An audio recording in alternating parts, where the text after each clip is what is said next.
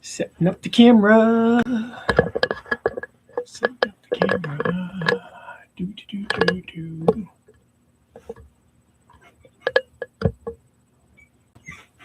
you want fishing on the TV? No. I can't really have anything because it'll be copyright strike. So just me and you talking and whatever. I don't know how to put music. I have the TV, but put it at 0. I won't even mute it. I'll put it at 0, so they can't hear anything. Yeah, you can put something on there to watch. Thank you. Yeah, absolutely, sweetheart. Hello, everybody. I have my beautiful wife Maria with me today. She's gonna just be monitoring the chat with me, so no misbehaving. Because if you misbehave and she tells me, I will bounce you out. So we're gonna be good boys and girls in here today. So we're gonna tie some flies, and here's one that I tied up this afternoon. I think we're gonna tie up a couple more of these because I've never put them in my box. I've never had. I've tied black crickets and other kinds of grasshoppers, but I've never tied the brown cricket. Surprising. But they look pretty tasty, and I really think that the bass, the trout, and all the other panfish, the bluegills, they really love the grasshoppers. So I don't see why they won't like this cricket. And it may look a little complicated, but it's pretty simple to tie. So if I show you guys and girls, I think you could tie them if you're interested. And if you're joining us and you just want to chat, that's okay too. If you're not a fly fisherman or a fly tyer, no worries. We got love for you. And if you're new to fishing, of any kind of fishing, welcome in. We're happy to have you. But yeah, I think we're gonna tie one of these first. And yes, indeed. So I have with me 2 vices with me. So the reason I have 2 vices is because this vice is the vice that will hold the main body of the hook, and this vice will be the tying of the legs. And if you don't have 2 vices, that's okay, because it's not necessary to have them. But for this fly, this cricket fly or any other grasshopper fly, to make these type of thicker back legs, I use a pin. Also, when I'm tying grasshoppers, when I make a grasshopper body, I use the pin to make the segmented body shape. So in this case, we're not going to make a segmented body shape. We're just going to loop over our foam. So this is why we have to have the 2 vices today. So when people ask me, why do you have more than 1 vice? This is why. Again, if you're only a very casual fly tyer, just once in a while, absolutely 1 vice will get you where you're going. If you're like me and you tie multiple flies, I almost tie flies almost every day.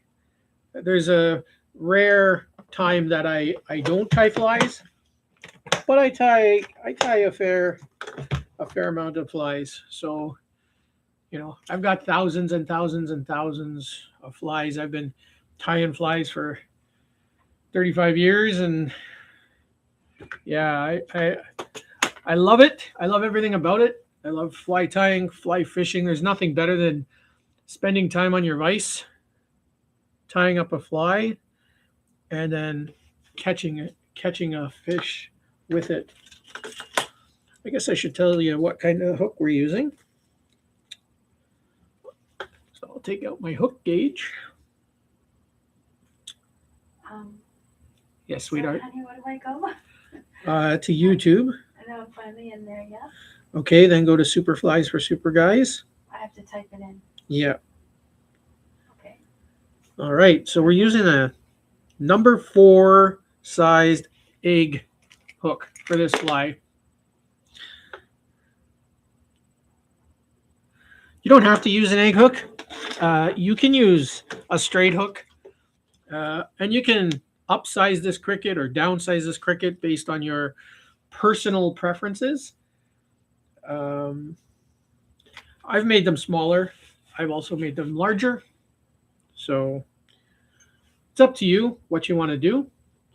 But the first thing we're going to do, I'm going to just... Sorry, did I click on the word live?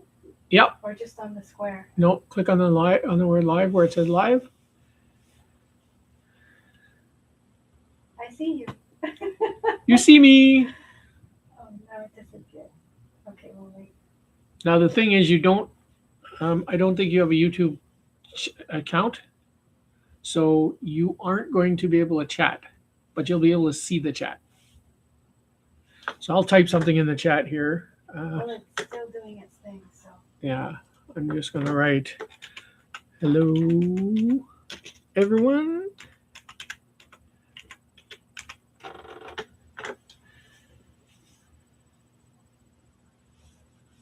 So when it does show up, you should be able to see in the chat. Okay, so what was I doing? Oh, yes. So I'm going to turn my vise head the other way. So that allows me to tie on this vise and not jab myself with that pin. And then I'm going to attach my thread like so. And I'm going to bring it right to the back. And I'll go back to the front and then once back again. And this will lay down a nice base of thread like so. Okay. Now, one of the things, I think that's you, Maria. It says it's one person's watching. So are you able to watch me now? Yes, but you know what? It keeps stopping and doing this, and then stopping and doing this, and then stopping and doing this. Yes, that's okay. I'm gonna turn the volume off. Yeah, turn the volume off because you can hear everything going on. Yeah. So I can't type that out. No problem. You could type if you typed with this keyboard. I brought this out because I thought I could type on here. I would have brought my tablet out. One day we'll have to set you a YouTube channel, even if you don't use it for anything but looking at things on YouTube. But that's a problem for another day. But anyways, it's good that you're able to at least see, because you can monitor the chat and you can let me know what people say. And that's good. And people can hear you. So if you say, like, how can they if I just turn that down? Because they can hear you on my mic, Okay. just like they can hear me. Okay. So no worries. No worries, sweetheart. So the next thing I'm going to do is I'm going to put the tail of the cricket. Now, if you look at this cricket here, you see the legs, and then if you flip over the underside, crickets have this little spiky that comes out the back, and all crickets have three, like male crickets have these two little spikes at the back, but the female cricket has a third spike in the center, and that is an egg laying. It's like a proboscis. It just lays eggs into the soil or into the little nooks into trees, and and little spaces. So that's what that is for. So we're going to apply that. If you don't want to apply it to your fly, you don't have to do the next two steps. But if you want to make one that looks really realistic, then you can add it. I'm going to show you how to add it. So in the future, you can decide, you can either miss this step here or you can do this step. So first thing I'm going to do, I'm going to take a yellow broom bristle. It's a medium, I call these medium thick. If you have a thick broom bristle, it's very, very thick, and they come thinner than this. So you have thin broom bristles, medium thick broom bristles, and thick broom bristles. And you'll know what I mean because by the flexibility. So a thin medium or a thin broom bristle is stuff like antennas and feelers and little stuff like that. Medium broom bristles is legs, most legs, and things like that. Thick broom bristles I use for adding eyes onto bead eyes onto like gift bag minnows, or depending on the leg, you're tapering it down from a thick leg. Depending, like if you're making like a spider fly, a big spider or a tarantula, you'll use a thick leg. Then you'll bring it down to a thinner leg, and you'll taper it down like that, right? So, but for this, we're going to use a medium stiff broom bristle. And what we're going to do is we're going to take our lighter. I don't smoke, by the way, but I still have to use a lighter. God bless you, Maria. Thank you. And we're just going to melt the tip, blow it out, and then take your fingers and you'll just rub it on. And what it'll make is this little point of the proboscis. All right. And you want it to stick out past the body. So your body's going to come up just about where the bend of the hook is. So you want this probably about 5 millimeters past the bend of the hook.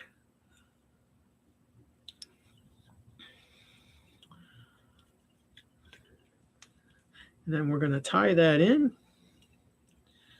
like so. And then we're going to fold up that extra piece. We're going to trim it off flush. Now this extra piece is going to be the 2 other spikes. Again, this is not necessary to add it. The fish are not looking that closely at your flies, I'm pretty sure. But I always like to add the extra details. I'm just a detail kind of guy. I like them. I'm a realist. They don't really take that much longer, and they're not really that expensive in material costs. So I always like to. So take that extra piece and you're going to bend it into a V shape. And what you're going to do is you're going to hold it onto your cricket, onto your hook. And then you're going to tie it in, and you want to have it so that the loop part of it is right below the eye of your hook. So you're lining that up with where you tied in the little spike, and then you're going to tie it in right up to the bend of the hook. All right, and then you can take your fingers and you can bend it, those 2 open, and you want that the one sticking out, just either the same length or just past. And what we're going to do is we're going to go in about 1 millimeter below where that little bulb on the thing is, and we're going to give that a little trim, because that part of it, of the female cricket, is just a little longer than the 2 little tail spikes. All right, so that's what you're at. Now, if you don't want to add that part, again, it isn't going to make a difference to the fly, like in the sense, will the fish eat it or not? And also, the difference between a male cricket and a female cricket is that one extra tail spike there, the proboscis. So if you have that egg positor, it's actually not a proboscis. A proboscis is the front sucking part of a lot of different bugs. So it's actually an ovipositor is what it's called. So I've been saying that wrong. So this is an ovipositor, which means egg depositor. So only the females have that. The males do not have that. But both male and female have these two little spikies.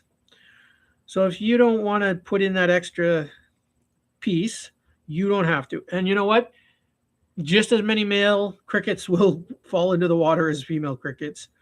So it isn't important. Unless you're a realist like me and you want to add it in, and then when you pull it out of the box and you're describing a cricket to a person, then you look like you're smart. so really, that's the only necessary part for it. If you want to look smart, I like to look smart. I know I'm not that smart, but I like to look smart. So when I have something to talk about, then I can say, pull out a cricket and go, look, I even tied in the ovipositor. So that's pretty simple to do. There's another step. I didn't do it in the one I showed you, but I'm going to do it just to show off since I got your attention. So anybody who's watching now, so see here on the front of the cricket under here, crickets have two little mandibles that help them to eat. And I'm going to tie those two little mandibles in. Again, the fish aren't going to be looking that closely. So if you're looking just to fill your box with flies, cricket flies quickly, this is another step. You could probably just ignore it. But I like to do it. It just, again, it adds to the realism. So I'm going to add it in. And again, it's up to you if you want to add it in. If you don't, you can just carry on with the fly and it won't affect it.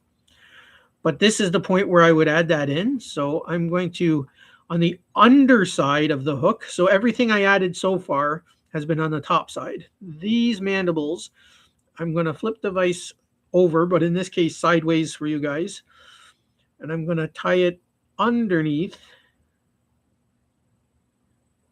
the cricket. Another thing this is doing is adding a little bulk to the fly. So it's helping to bulk the fly up a little bit.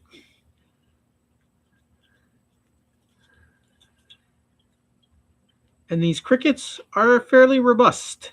So they're fairly thick. So once you tie that on, you can spread that apart like that. And if you have a pair of hemostats, you can just give it a little bit of a bend. You're making like a bit of a C shape, like so. And what you'll see is it's sticking out quite a bit, and those mouthpieces are not quite that long. So you just want to trim them to about 1 millimeter past the eye of the hook. And at this point, this will almost look like some sort of a nymph. If you're really looking at it, it will have this nymph appearance, and those would be like maybe a front legs of a nymph. But really, those are the mouthpiece of your cricket. Okay, so I'm going to turn this back up. All right, so the next thing your cricket is going to have is antennas. So it's little feelers. And for this, I'm going to use some thin, super thin broom bristles. All right. And you can just get your broom bristles at your local dollar store or Walmart, but just make sure you get the right ones. So in this case, I'm going to use the black ones. So I'm going to attach them on. I'm going to take 2 broom bristles, pinch them together so that they're held together, and I'm going to place them on the top of our cricket on our hook, and I'm going to start at the eye, work my way back, and I left it so that it goes flush to the end. So once I tie it to the end,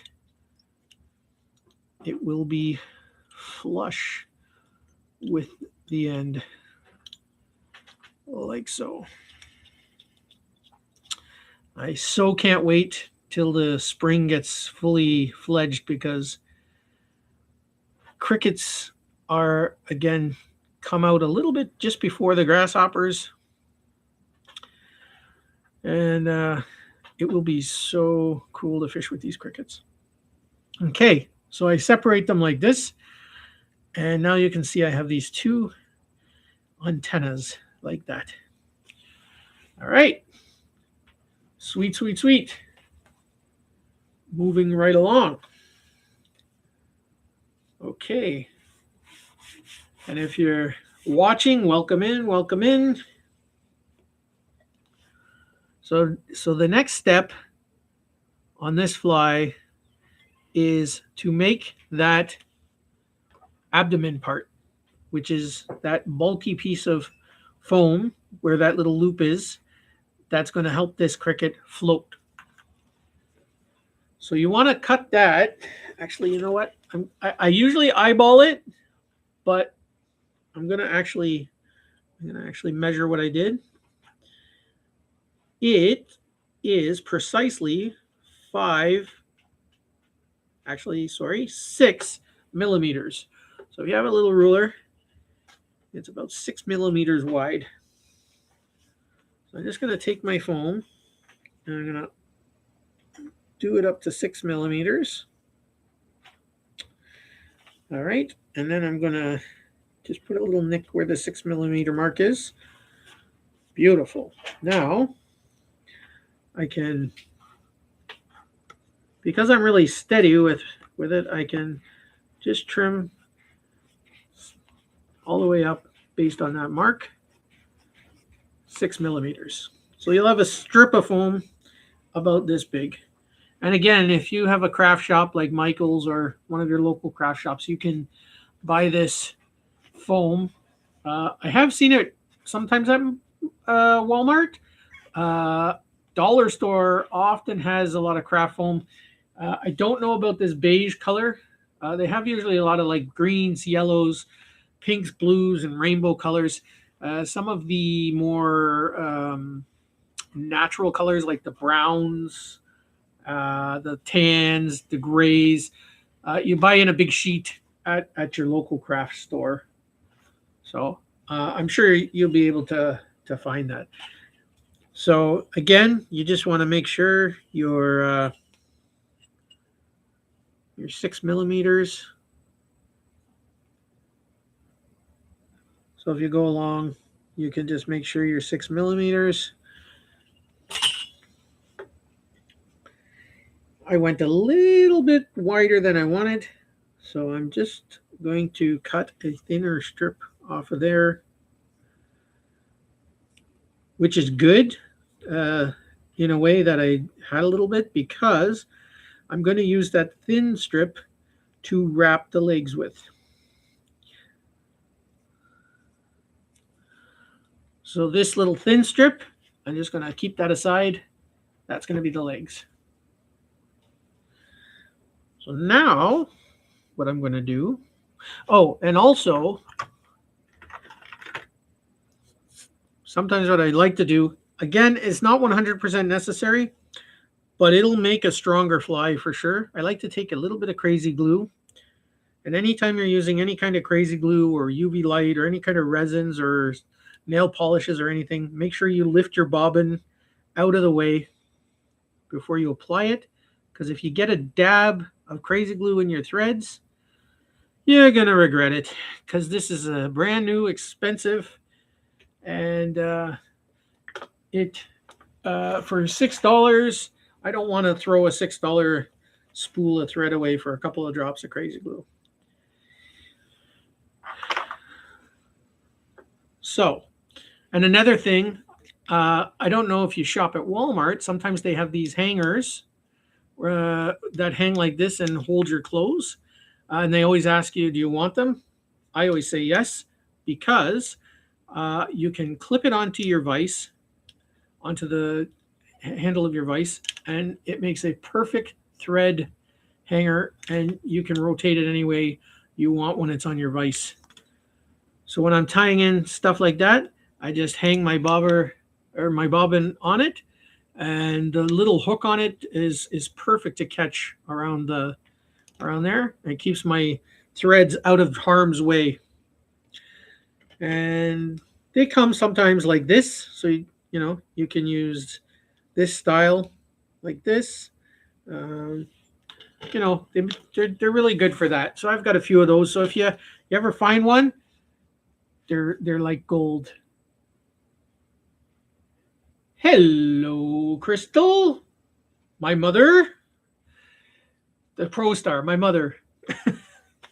She is on there. Hello, hello, hello. Glad to have you, Mom. My beautiful Maria and my mom are on here. We're tying up a cricket. So now that we sealed all those in, we're going to take our 5 millimeter inch foam, and at one end, we're going to tie it just below the eye of the hook. And we're going to do a couple of loops in there, and then we're going to tie that down, wrap it to the back like so. And then we're going to wrap up to the front, and we're going to go, What's up? what's up? What's up? You're tying a cricket. Tying a cricket, Mark. Tying a cricket. If you happen to see that my camera goes out of focus or anything, let me know. There might be a slight lag when you're watching. So from the time I say something to the time you see it. So I'm sorry if it doesn't seem like I answer right away. But I am paying attention. When you said what you're tying, she typed cool, and now when you explained, she said okay. All right. So the leg isn't that big. Yeah, so the leg, Very cool. cool. So the leg is not, but the more people that come on, there could be more leg More too, leg, right? okay. I understand. So, Okay. Gotcha. yes. That's okay. All right. That's all right. We just need some more people to watch us. I told a bunch of people I was live streaming today. Oh, did you? I did. I Oh. went to some other channels, Okay. some of our subscribers. Okay. We're I didn't waiting. know that. We're waiting for our moderators to come in. I'm gonna make Mom a moderator. She probably has no idea what that is or what it'll do, but I'm gonna do it. She said it looks okay to her. Yeah, you're very clear to me, and you're not much of a lag either. Yeah. So that's good. So now Mom's gonna, next time Mom types something, her name's gonna show up as blue How come? because she's a moderator now. Okay, it'll say blue sharp or just blue? No, her name will be the color blue, Oh, the color blue. which means she's a moderator. Okay. You didn't even ask her. I didn't need to ask her. There you go. See, she's a Oh. moderator. She went, okay. So anytime she's Okay. on a Superflies live stream, She'll be blue. she'll be blue. She'll be a moderator. Very cool. So if anybody's cursing, swearing, or annoying her or us, she can go in there and give them the timeout. She can do all kinds of things. Does she know how? Nope. I'll have to explain that to her. I can't do that? You unfortunately can't at this point because you don't have a YouTube subscription. But if you do have your own channel, then you can. Even if you don't do anything with it, you can. Then you'll be able to join stuff and chat and stuff. So that's up to you if you want me to do that for you. But not right now because we're tying flies. We're not doing that. I know. Also, if you see on the side, there's this little button that you can. There's a little strip where you can have these little smileys and stuff flash on the screen? Whoa. Do I have that? No, because you can't chat because you don't have a subscription. Only people who have YouTube subscriptions can chat. People can watch, but they can't all chat. And you can add smileys in the chat and stuff like that. So you can play around and have fun with that. Ooh, somebody else is watching now. But they're Yippity. not typing. No, not yet, but they will. You wrote all emojis with the tongue? Yeah, Oh, I have no emojis with the tongue. okay. Oh, Mom said she felt special. You are special, Mom. And whoever is watching, anybody else who's watching, they're special too. Okay. Anybody who watches us is special. If you take the time to be a part and watch us, you are special in my eyes. Absolutely. So, and what we're tying today, I'm just going to recap for anybody who's just tuned in. We are tying. Good idea, Maria. Where did I think I knocked that cricket onto the ground somehow. No. I think so. No way. Anyways, I'll show them this one here. We are tying this. Oh, they left anyways. Oh. Well, I'll recap anyways. We're tying this cricket here. Yeah. So these young kids today, they pop on, and if there's no cursing, swearing, or anything bad, they just pop off. They lose interest very quickly. Where did that other little cricket go, though? Oh, here he is. I need to keep him close to me. Okay. So this is the cricket. This is the cool cricket. He's very quick. Cool dude. He's very cricket-like. Maria probably thinks he looks disgusting because she doesn't like bugs, but That's okay. but that's the cricket. Just show him one more time. Whee! All right. So the next step on the cricket is to tie the legs. So for those legs, I need the second vise that I showed with the pin in it. And what we're going to do is we're going to take another piece of those yellow broom bristles. We're going to take 2 of those. Looks good. And then we're going to take a pair of hemostats, and we're going to bend the legs. So basically you want to put about 3 or 4 millimeters worth of leg at the end, and you want to do a 90-degree bend like that. And then you want to go, I'm going to say about 8 millimeters up and do another 90-degree bend like that. So this is your feet and your forelegs. And then this is going to be the thick part of your legs, and you want it about another 8 millimeters up. And then give it a 90-degree bend. So you're basically going to have two leg structures like this. Okay. Now, I'm going to turn this out of the way so that you can now see this. Now, I realize it's a bit of a gap, so it's going to be a little bit blurry, but you should be able to get the idea. So what we're going to do is we're going to attach our thread now to our pin. So this is really easy, a really easy tool to make. It's basically just a sewing pin, you know, one of those ones with the little balls on it. And you just take a pair of pliers and you bend it, a little 90-degree bend in it, so that you have this. And this is what I can tie all my mayfly bodies on, my grasshopper bodies, my legs, all my grasshopper legs or cricket legs or spider legs, or, you know, this is what I use that for. She said she forgot to say hi to me, but I don't know if she knows I can't type. Yeah. Maria says she can't type, Ma, because she doesn't have a YouTube channel yet, but she's able to watch. So Hello. Maria says hello. And to everybody watching, Maria says hello. How did I snap my thread? I started a new thread today, and this thread is right from the get-go has been snapping. So I don't know. Oh, I don't know if when I opened it from the packaging, I put a couple of nicks in it. That'll go away after I get through the first layer, but oh, it's okay. so annoying.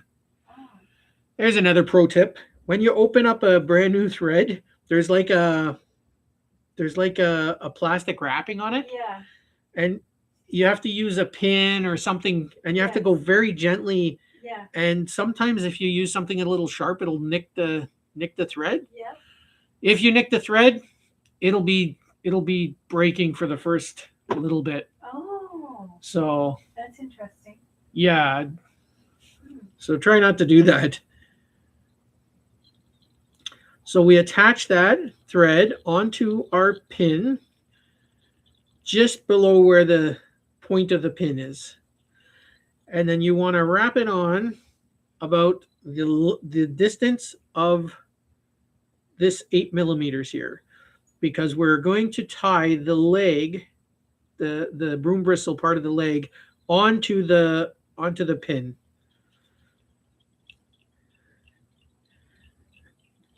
Like this. And then this becomes our tying base, right?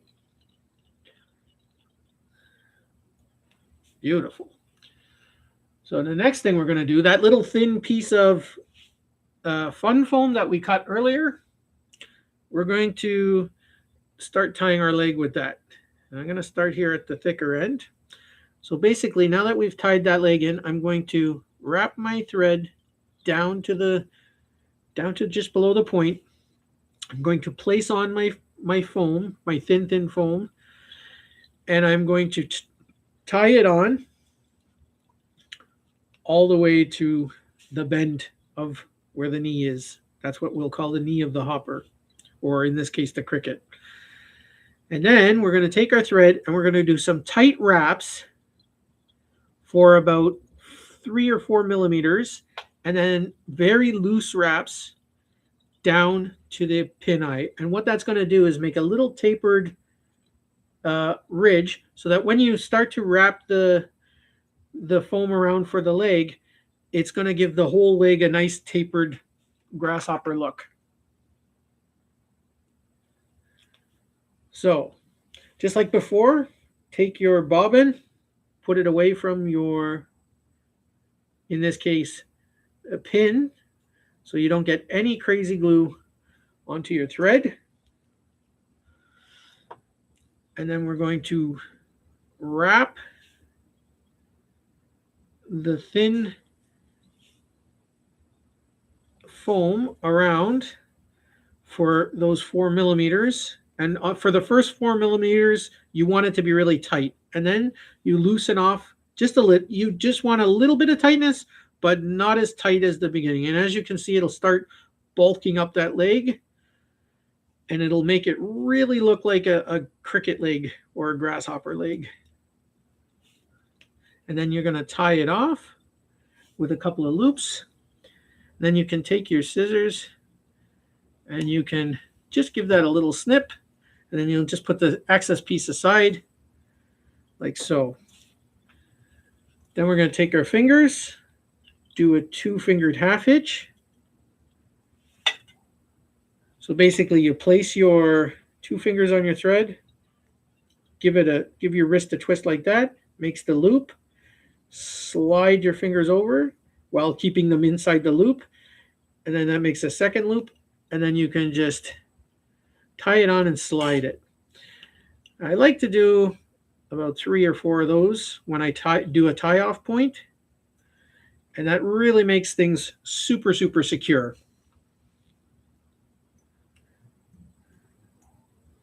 And then I trim it off.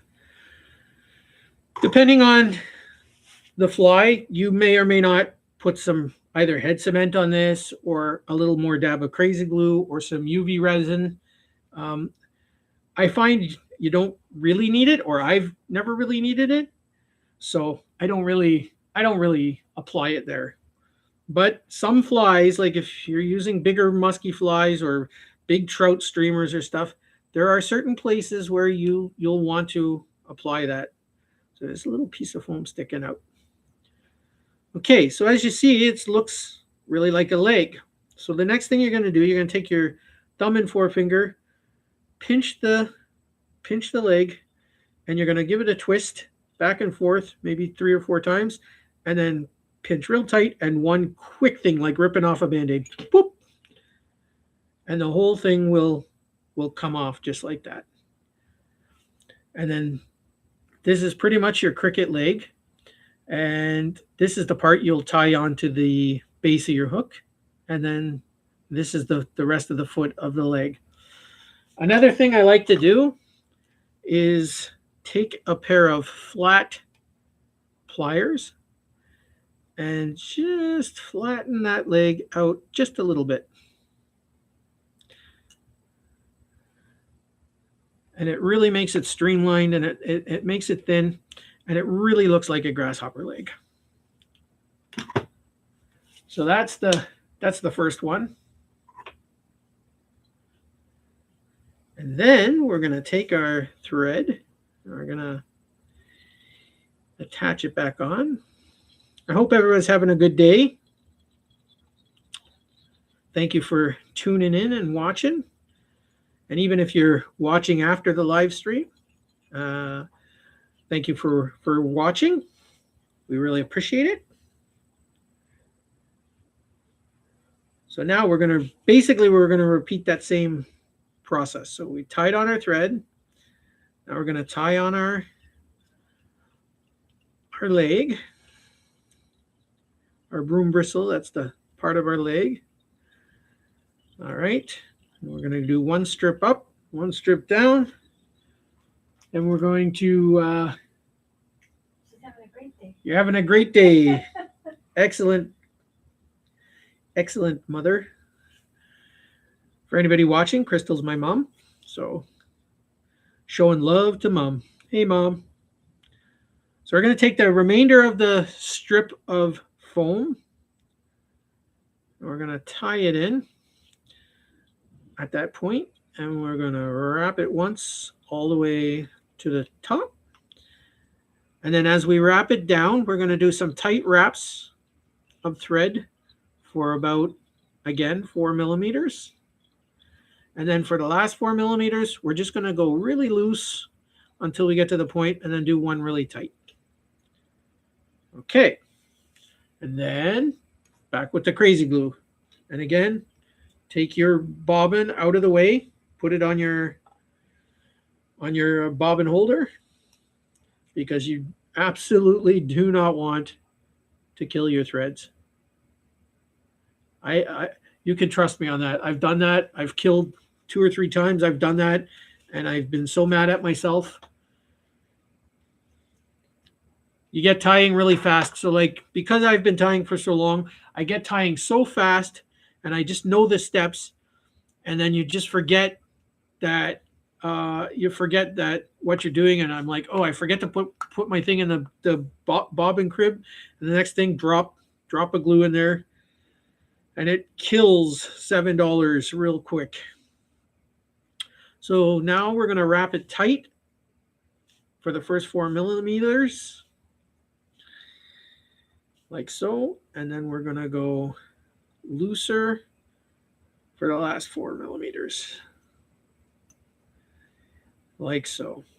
And as you can see, well, maybe you can or can't, it's a little blurry, but there's a dab of glue forming on there. You can dab it with a paper towel, because you really don't want that to drop off into your bobbin. So, and sometimes when you use this crazy glue here I use it from the dollar store, these little bottles. It's the most convenient because the little spout really goes easily into the cracks where I need them really easily. But sometimes it runs out a little fast, and what happens is when you're wrapping a leg like this, what will happen is it'll form a little bead as you're wrapping along. It'll form a bead, and you have to unloosen your thread from the bobbin harness, and if that drops in, it's bad. So really, you'll just have to by hand hold it up, which is pretty much what I did. So you have a little extra piece for another leg. And sometimes I make like 5 or 6 at a time, so those little extra pieces ends up to be another pair of legs. So we'll just do some loose half hitches, tie it on. All right, and then we'll snip it off. And of course, we'll again take our 2 fingers, a couple of twists. Now that crazy glue glued this on pretty good.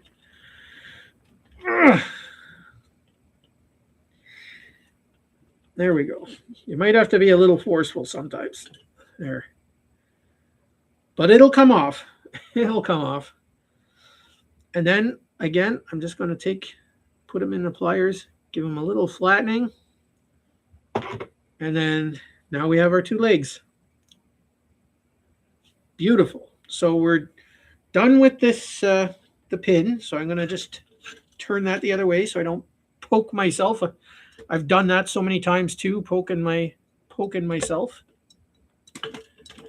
And I gotta go back and focus here.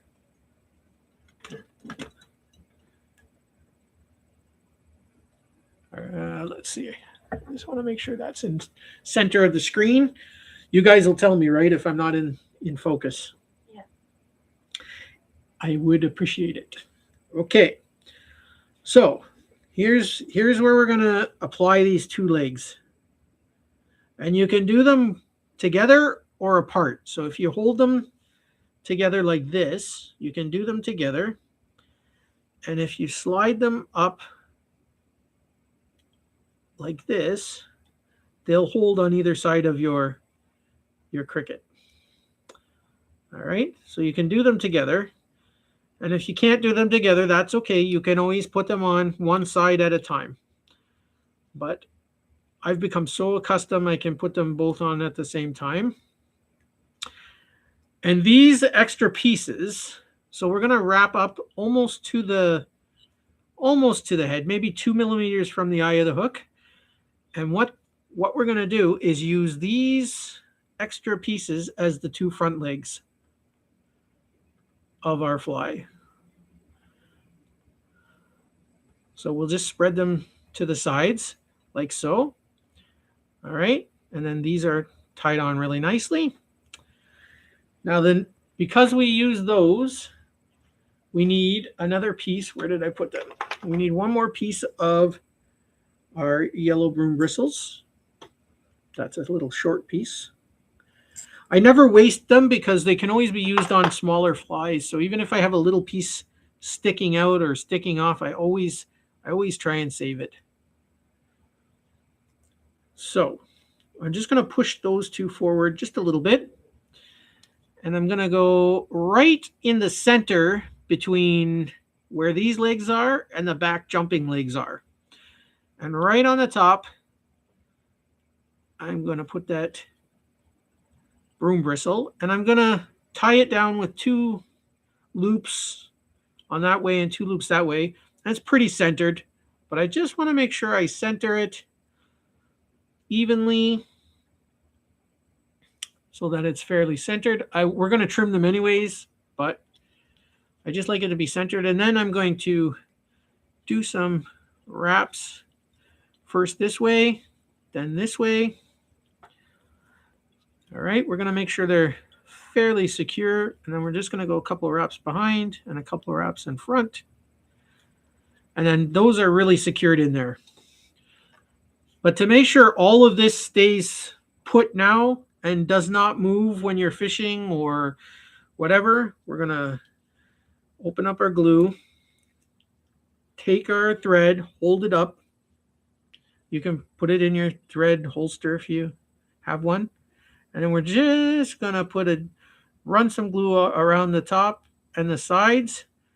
And that's going to glue all the legs and all the antennas and all those parts are going to glue in solidly. And I always like to take my paper towel and wipe off the tip of my crazy glue Because if you don't wipe off the tip of your crazy glue, what happens is it starts sealing in and sealing in and sealing in.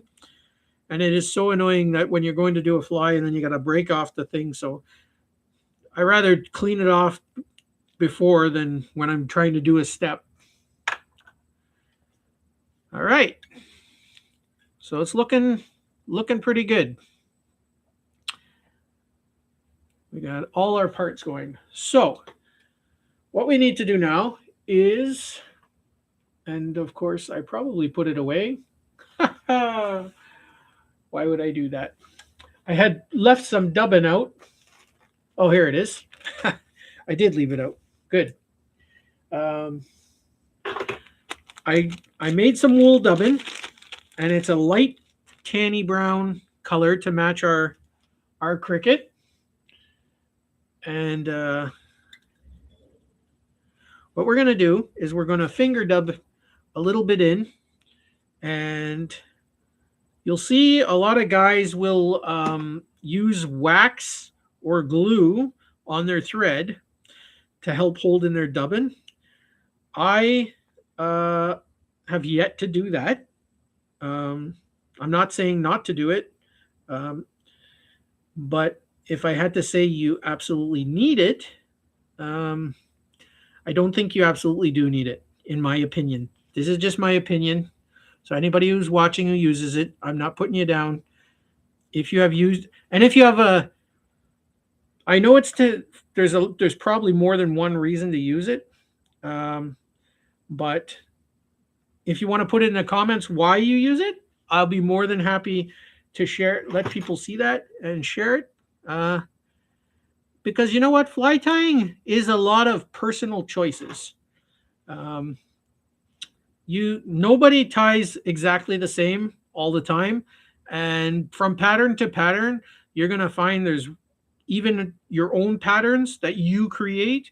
You will adapt certain ways to do it. And that's just personal choices. And there's always more than one way to skin a cat, right? So I might glue up my lines, but another guy isn't going to do it. So, yeah, if you can put, like, if you're one of those guys who does, and you're watching this, put it in the comments and let some new tires know why that you would do that. And then they have a choice, right? They have choices. They can do it this way or that way. I, of course, didn't feel I needed it. I just finger dubbed it on, and it was, very, very good. And plus, there's still the crazy glue is a bit tacky, so the crazy glue is actually going to hold that dubbing onto my fly. So we did behind these first. In between these two first segments, we did the dubbin. Now we're going to push these two legs back, which will open up the space. And I'm going to do a little more dubbin, like so. And I always just use a little dubbin at a time. I don't go crazy because you can always add more, but sometimes it's hard to take it off. And at this point, you'll hear pretty much almost every fly tyer tell you try not to crowd the eye of the hook. And the reason you don't want to crowd the eye is because you need space to tie down all your parts, but you also need to be able to tie your line on when you attach the fly to your fly rod. Unless it's a display fly, then nobody's going to notice that. But in this case, I did something that I shouldn't do. And usually when you're doing demos, you do that because you get busy talking and whatever. So what I'm going to do at this point is I'm going to take my thumb and forefinger and I'm going to go right at the edge of the eye and I'm going to just push everything a little bit back. And be careful because you can snap your hook and you don't want to do that either. Like if your hook's in your vise, whenever a hook, any hook, is in the vise, it's under tension. And because you've got a metal on a metal and your metal is pushing onto your hook, which can snap your hook. So when you're applying pressure on that metal this way, and then you're torquing down on it this way to push it towards the back, so you could snap a hook. So there's a little, you have to, in fly tying, you have to learn how to feel it for yourself. So no matter what you see us do, any of us professional fly tyers, you have to learn how a material feels. And as you get into fly tying, you're gonna notice, like, as you experiment with a new material, that you might have seen a guy use it, you may have seen me use it, you may have seen another guy use it, but when you learn how to use a material, you have to personally get a feel for it. You have to know how it feels, how a thing tightens, or how the glue dries, or how the paint dries, or you have to personally know how much pressure you can use on a thread, and that only comes by practice, practice, practice, practice, practice. And I have personally 65,000 or 60. I'm going to say 60. Let's just do 60,000 hours of fly tying experience. And as you know, the rule of thumb, if you put 1,000 hours or 10,000 hours into anything, you become a master at it. So I'm a level 6 master fly tyer. And that only comes from practice, practice, practice. I spend so much time tying flies that I just know what I'm doing. But I still make mistakes. If I'm having a bad day, if I'm tired, if I'm first thing in the morning, if I jump on my vise and I'm not fully awake yet, or you're just, say you're trying to fill a box with flies for the upcoming season or something, and you're just trying to pump them out, you get going at such a speed that your hands just start automatically going, but your brain hasn't caught up. So you're doing it, and you forget, oh, I forgot a step, or I forgot to show this, or I forgot to do that. So that's just the ins and outs of the fly tying procedure. Like that's just learning. And sometimes you're gonna have a good day. Maybe your refrigerator broke down, or your car broke down, or something. You're having a bad day, and you just jumped on your vise, and you're taking it out on the flies you're tying, which is perfectly okay. I mean, there's days like that. And other days you just get creating, and you got ideas in your head, and you'll use this material or that material, or whatever, and you'll be like, oh, and everything is flowing. So fly tying is a great mental release on life when you just get into it and just enjoy what you're doing. It's really a good thing to do. So back to the cricket. So we've moved up that material so that I have a little bit of free room at the eye of the hook. Okay, so we're going to leave our legs and everything all spread out like that. And we're going to take our foam, and it's right in between our two back jumping legs, right? And what you want to do is you want to make a little loop that sticks out probably about, I'm going to say 3, maybe 4 millimeters out the back of the hook. And if you've gone past see this part here with the 2 little spikes that we made? If you go past that, you've gone too far, because you want those to be visible to the fish and to yourself. So you want that to be visible. So you want to go just about to the point of that, and you're going to fold that material up, and you're going to fold it right up to these first pair of legs. And what you're going to do is you're going to tie that in with one loop. As you can see, it ties it in, but just in front of those legs, because you're going to need a little bit of room to fold it over and make an eyes and this little body section. So once you've got it measured, and if you don't have it measured properly, you can always untie. As long as you haven't glued anything in or tied it in with a knot, you can always unravel it and replace it. So you can move it a little forward, a little backwards. That is the beauty of fly tying. So if you are in a working slowly and steadily, you have plenty of time to readjust a part. If you tied something in and you go, that's not where I wanted it, you can untie it and bring it back to where you were. So what I'm going to do. Mom says it's starting to look good. Oh, thanks, Mom. Thank you, thank you. It's starting to look like a thing, right? I always say if we keep working like this, we'll be putting a man on the moon before we know it. So I was happy where it was, but I just wanted to show you guys that you never have to panic in fly tying. You can always undo a thing unless you glue it in which case if you forgot something, well, you're just going to have to start again. But in this case, so I'm going to leave that right there in front of those two little legs, and I'm going to tie it in with 4 loops. And a pretty good rule of thumb is if you tie any material in with 3 to 4 loops of thread, it is officially tied in. Like it'll be strong enough to hold.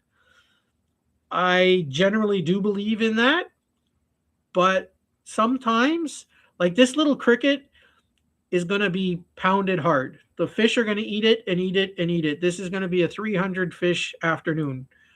So when you get 300 little fish mouths biting on a thing, it's going to need a little extra support.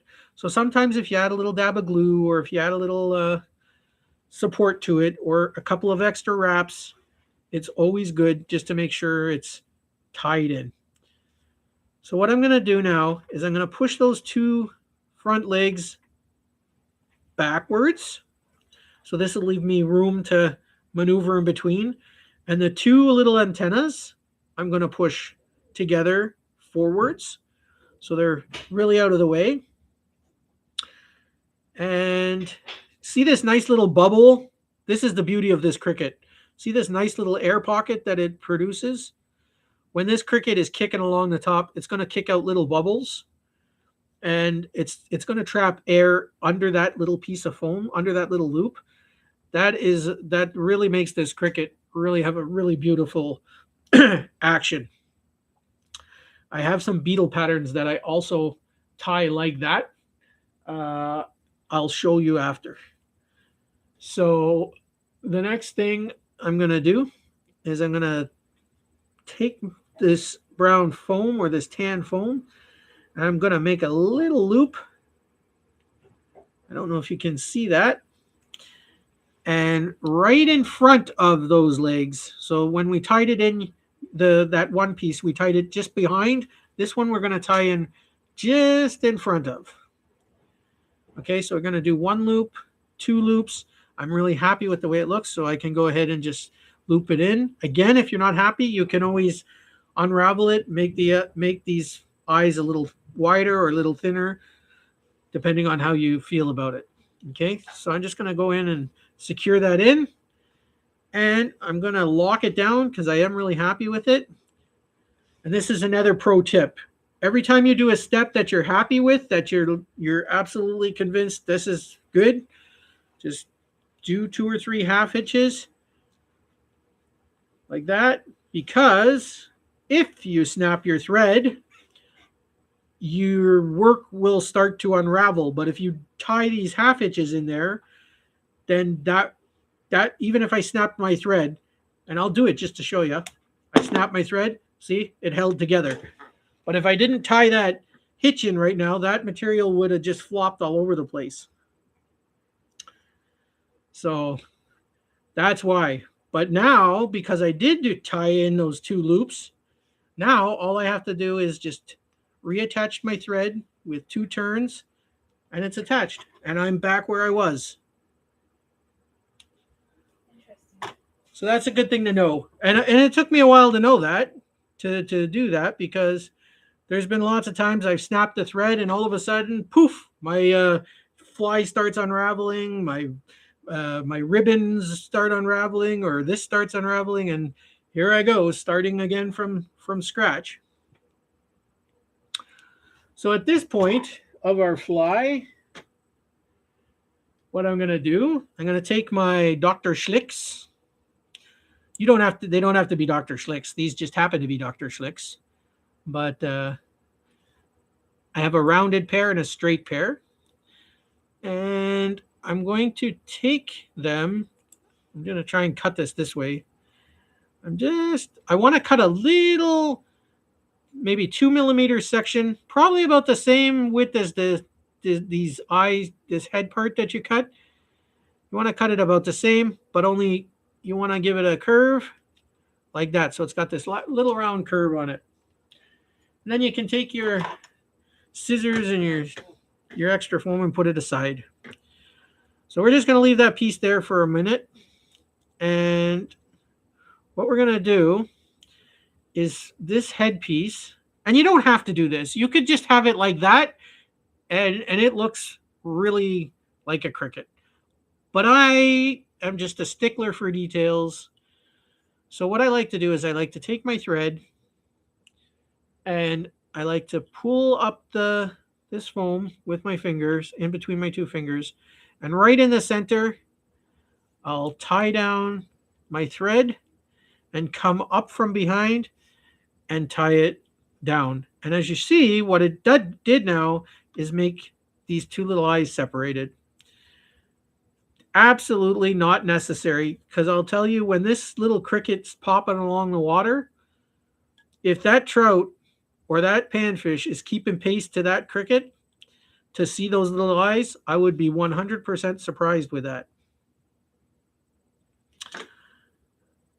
So you got your little mouthpieces, you got your antennas, you got your shell piece.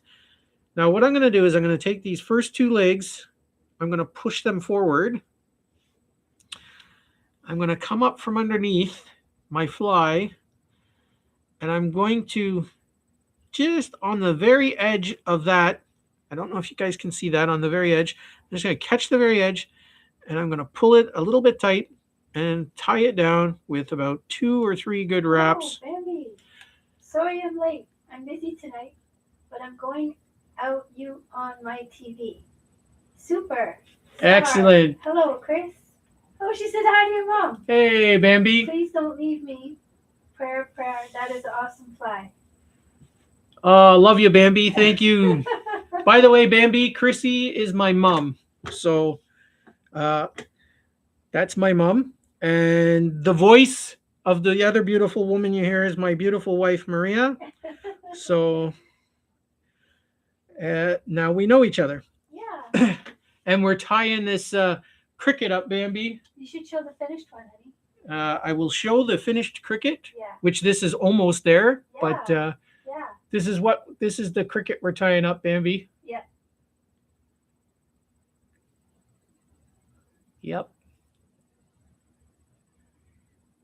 Yes. Bambi in the house. All right. So I'm just going to tie this one off with the half hitches. Oh, Mom said hi, Bambi.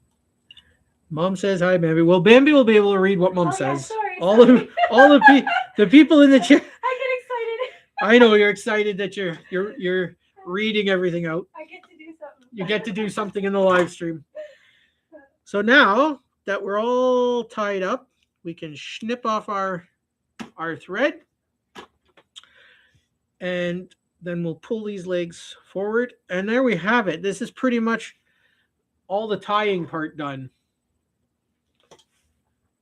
So now what we're going to do is we're going to... Hello, ma'am. Good boy you raised. Awesome guy. This is... Oh, thank you. She said hello to me. Oh. That's nice. Maria says hello, Bambi. Maria's my wife. Crystal's my mom. And Bambi's our superstar moderator. She is really, really good at keeping things in order for live chats. She's in Jimmy's live chats and some other people's live chats. And I don't know what we'd do without you, Bambi, to be honest. So always happy when you show up. Always happy to have you. So this cricket now, I'm going to take these two legs and we're going to kind of even them out as much as we can and kind of put them together as much as we can. And what we're going to do is we're going to take our hemostats and we're going to go about 2 millimeters, maybe 3 millimeters away from the body. And we're going to do a 90-degree turn like that. And then from underneath, we're going to put a 90-degree angle. Well, so thank you to Bambi. You're pretty awesome. You and my wife, your wife is pretty special too. Oh, yes. We're special, all right. We're all ride the little bus to school special. And then on the other side, we're going to pretty much repeat that same thing. And there you have your crickety legs. But they are a bit long at this point. So you're going to take your two legs together and a pair of scissors. And you're going to trim off the ends. And I always put them aside because you can always use them for little parts on other flies. Then you're going to go on the other side of your cricket and you're going to eyeball them up and line them up and do the exact same thing. And I'm just going to trim these antennas down just a tad because they're just a tad long. And I'm going to take my thumb and forefinger and I'm just going to give them a little bit of a curve so they look good. And one more time, I'm just going to delicately as I can, push these forward because the eye is always a little crowded on this fly. So you always have to be a little bit careful, but you just want to make it so that push it back far enough that you'll be able to tie your hook in, like your line onto your fly. Beautiful. And if you push this back with your finger when you're at the water's edge, you'll be able to tie it in, like the little eyepiece, because they're pretty spongy. Okay, so this is a very working cricket now. As you can see, it has all the features of the other one, but none of the color of the other one. So the coloring part, this is where the really artistic part comes. And Bambi, we know you like to draw, so this is probably the part where you'd be like, yeah, this is the part I like, making it look pretty or creepy or whatever, depending on who you are. So what we're going to do is we're going to take this permanent marker. It is brownish, but it's not the dark brown. It's a different shade of brown. But this is She gave you a trophy. A trophy for me. Woohoo! Thank you, Bambi. We'll show Bambi some love here. Give her some hearts. Nice. All right. So, no, this is black. Why did I pick up black? Where's my other brown marker? Uh-oh. Did I lose my other brown marker? No, here it is. So, Sharpie markers come in a bunch of different browns, but I'm going to use this like kind of tannish brown. Yeah. And that's going to just give it the color. And then this darker brown is going to give the highlights to wherever the joints and the little highlight part of the cricket is. So what I'm going to do, actually, I'm going to take it out of the vise to do this so that hopefully you guys can see what I'm doing. So I just go over all the top parts of the cricket. See, that's the color. It's like a tannish brown color. And it's just giving this cricket just a really crickety brownish kind of look. And I'll just go there in between the little legs, go on the top, a little bit on the sides, like so. Beautiful. And then I'll turn it a little bit and just do a little bit on the bottom, but not too much.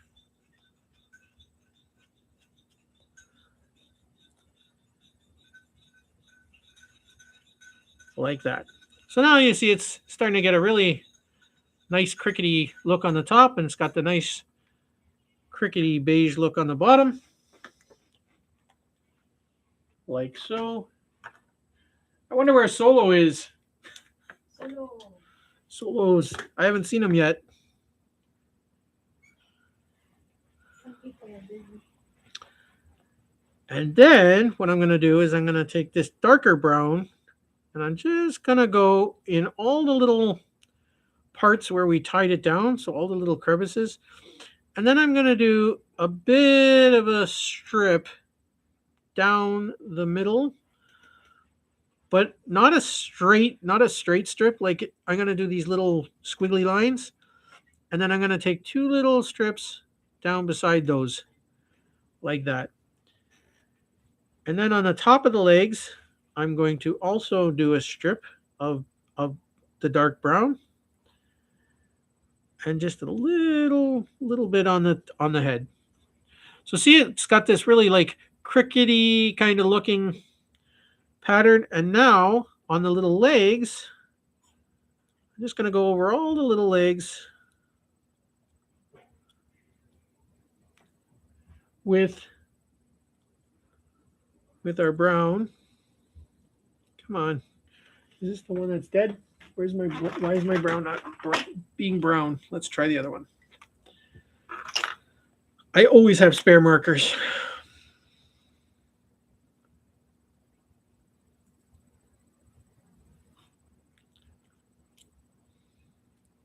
It's being complicated today.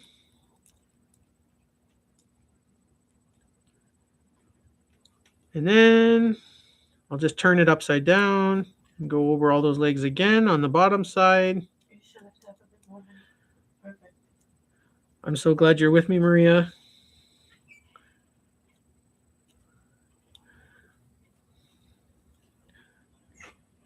You guys will tell me if I'm not in shot, right? That's good. It'd be quite the live stream if you couldn't see what I was doing. Okay, so we got all our little legs and everything colored brown. Now, if we fish this like this, it isn't going to stay like this because the water is going to leach out all the colors on our fly.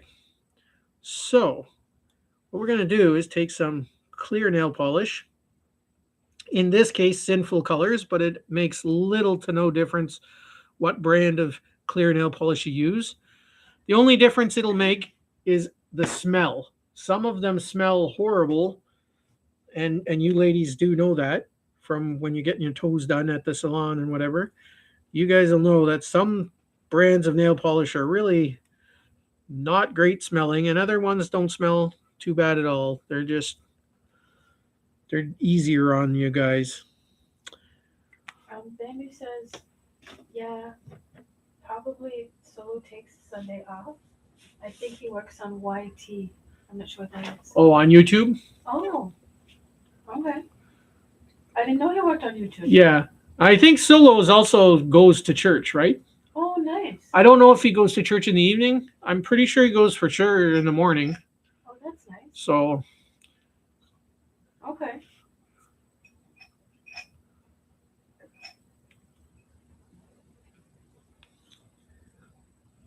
Well, he's a good guy anyways. Okay. So, back to what I was saying about this nail polish. This one's not too bad. This is one of the lighter smelling ones. But what we're going to do now is we're going to take our nail polish and we're going to run it all across the top of our fly and over all the foamy parts. So wherever there's foam, like on these legs, we're going to get it all in there, all in the little cracks of the foam on the front. Then we're going to do the little legs, like the broom bristle legs. We're going to do the tops, the bottoms, and we're going to rub it all in. And basically what's going to happen is that is going to lock in all of our marker and things will stay on there. The colors will stay on there. And when that hardens and dries up, what you're going to have is a very beautiful, very fishy cricket. And I just want to do a little bit here on the underbelly just to add a little color. So I did the underbelly as well. This is, You need to lift him up, honey. oh, that's how he looks underneath. Okay. So he looks very, very crickety. Yeah. And if a little fish sees that, he's going to eat it. Yep. So the next thing I'm going to do is I'm going to wipe off my nail polish brush. And I usually dab it in one more time into the bottle and then just make sure I get any of the little. So as you see, it goes clear. And then I can put it back put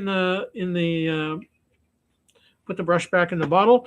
And if you don't wipe it off, what happens is it'll turn your clear nail polish into whatever color you were painting your marker.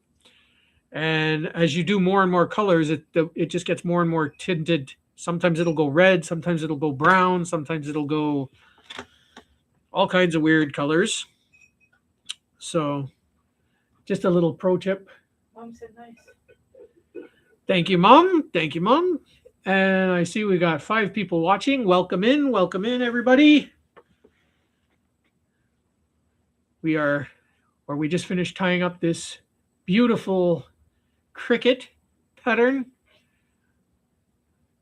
I have tied crickets in black, but I've never done them in brown. That's gross. My beautiful wife says that's gross. She is not a bug person. No. She's not a bug person. So the grosser she says something is, the more I know the fish are going to love it. So yeah, I've been studying bugs and fly fishing since pretty much I was able to crawl. So I have tons and tons of experience, and I think this year this cricket is going to do it. Yeah. This cricket is going to, I think the trout are going to go nuts, and the panfish are for sure going to go nuts. So I'm really happy. And I like the sinful colors because it dries really, really quick. Mm-hmm. And I'm pretty much already able to just shape this fly a little bit with my fingers without getting it on my fingers. We got Ted LaFontaine. Hey, Ted Awesome attention to detail. Cheers. Hey, Is that the Ted that's my Ted, my good buddy Ted. Nice. Welcome in, Ted. Welcome in. Wow. Welcome in. Very cool. My good buddy Ted. Ted is a really cool guy. I got Ted into fly tying and first fly fishing, and then now fly fishing tying, and he's becoming a pro star overnight. Yeah. So I've seen some of his work. He's spectacular. Me and him are gonna. Oh, Mom says hi, Ted. Mom says hi, Ted. Look at Bambi's emojis. Bambi's got the cool emojis. Yeah, Ted, this is my friend Bambi. You know my mom, of course. The voice of the beautiful Maria. Yeah, I'm not able to type. She's not able to type, so you're just going to hear her. But, yeah. So what do you think, Ted? Oh, Bambi shows a fish on the line and a trophy. Fishing trophy right there. Cool. Yeah, right on, Bambi. So what do you think, Ted? This is awesome attention to detail. This is an Omimi killer, man. This is gonna do it. Yes, I agree, Ted said. Yeah. Cool. I'll have to call you, probably not tonight, but I'll call you tomorrow. And I haven't talked to you in a while. We'll have to connect, brother. Wicked.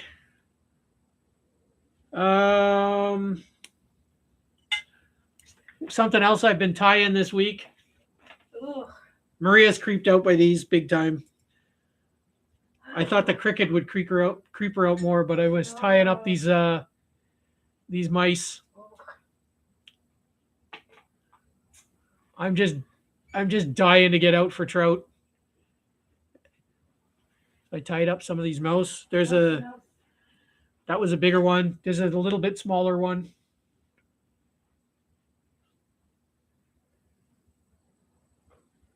I see some trout in my future.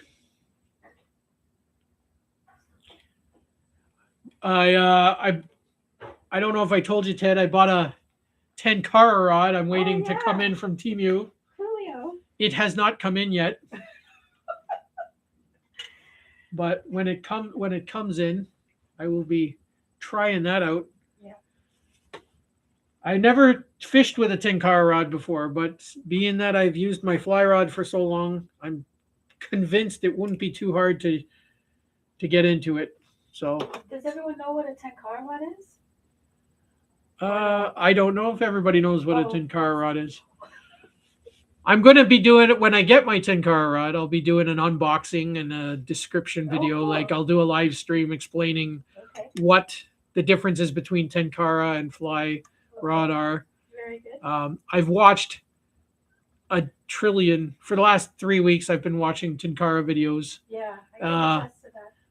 Maria contests to that. So I pretty much think I know what I'm doing. So cute. She meant the mouse? Who meant the mouse? Bambi? Oh yeah, She meant the mouse? Maybe she meant the mouse. Yeah. That there is pretty too, honey. These are Maria likes these though. Yeah, these one of my favorite. These are the gift bag minnows. I've been working on making them balanced. So I don't know if you've heard of a balanced leech, but basically the difference between a balanced and unbalanced fly is when you tie it on from the top, not from the front. There you go. So it's supposed to be horizontal. Now, if you don't place the top part properly, what happens is you get it going up and down, and you want it to be horizontal like this, so that when you're fishing it under a float or under your fly line, it will look like an actual minnow versus a half dead floaty thing. Mm-hmm. Now, saying that, for many, many years, I have tied them like that. And just to show you guys. Say hello, Ted. Nice to meet you. Hello, Ted. Nice to meet you. Kinda. So here's one of my cases.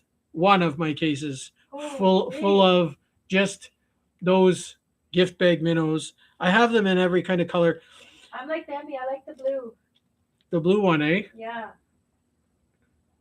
All the blue ones there on the other side. And I've even made them like, let's try and get it into focus here. Yeah. It's hard to with my hands. I've even made them jointed, like, so that you have multiple minnows. So it looks like a school of minnows.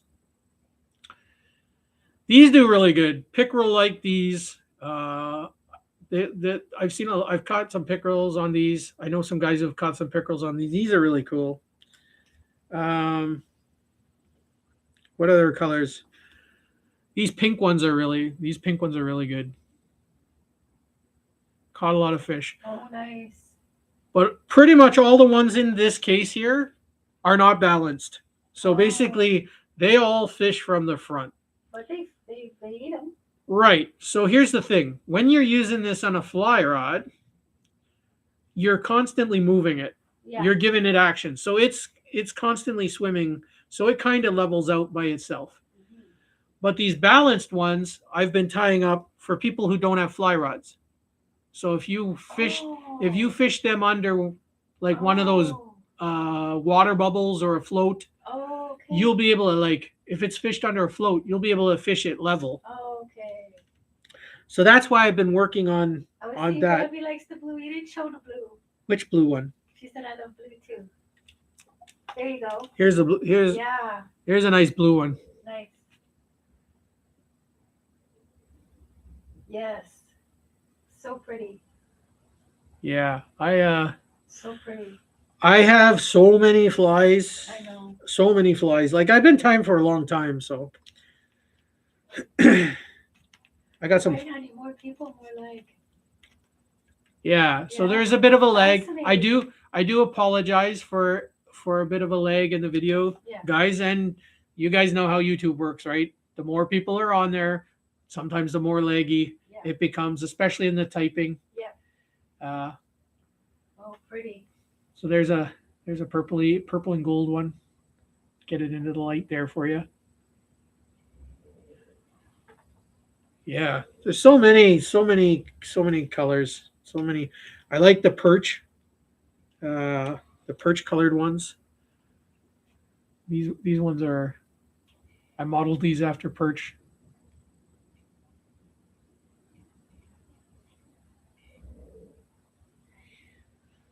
Yeah. So that's pretty much them. They're easy. Oh, Oh Dad said he wants to tie some of those. The gift bag ones.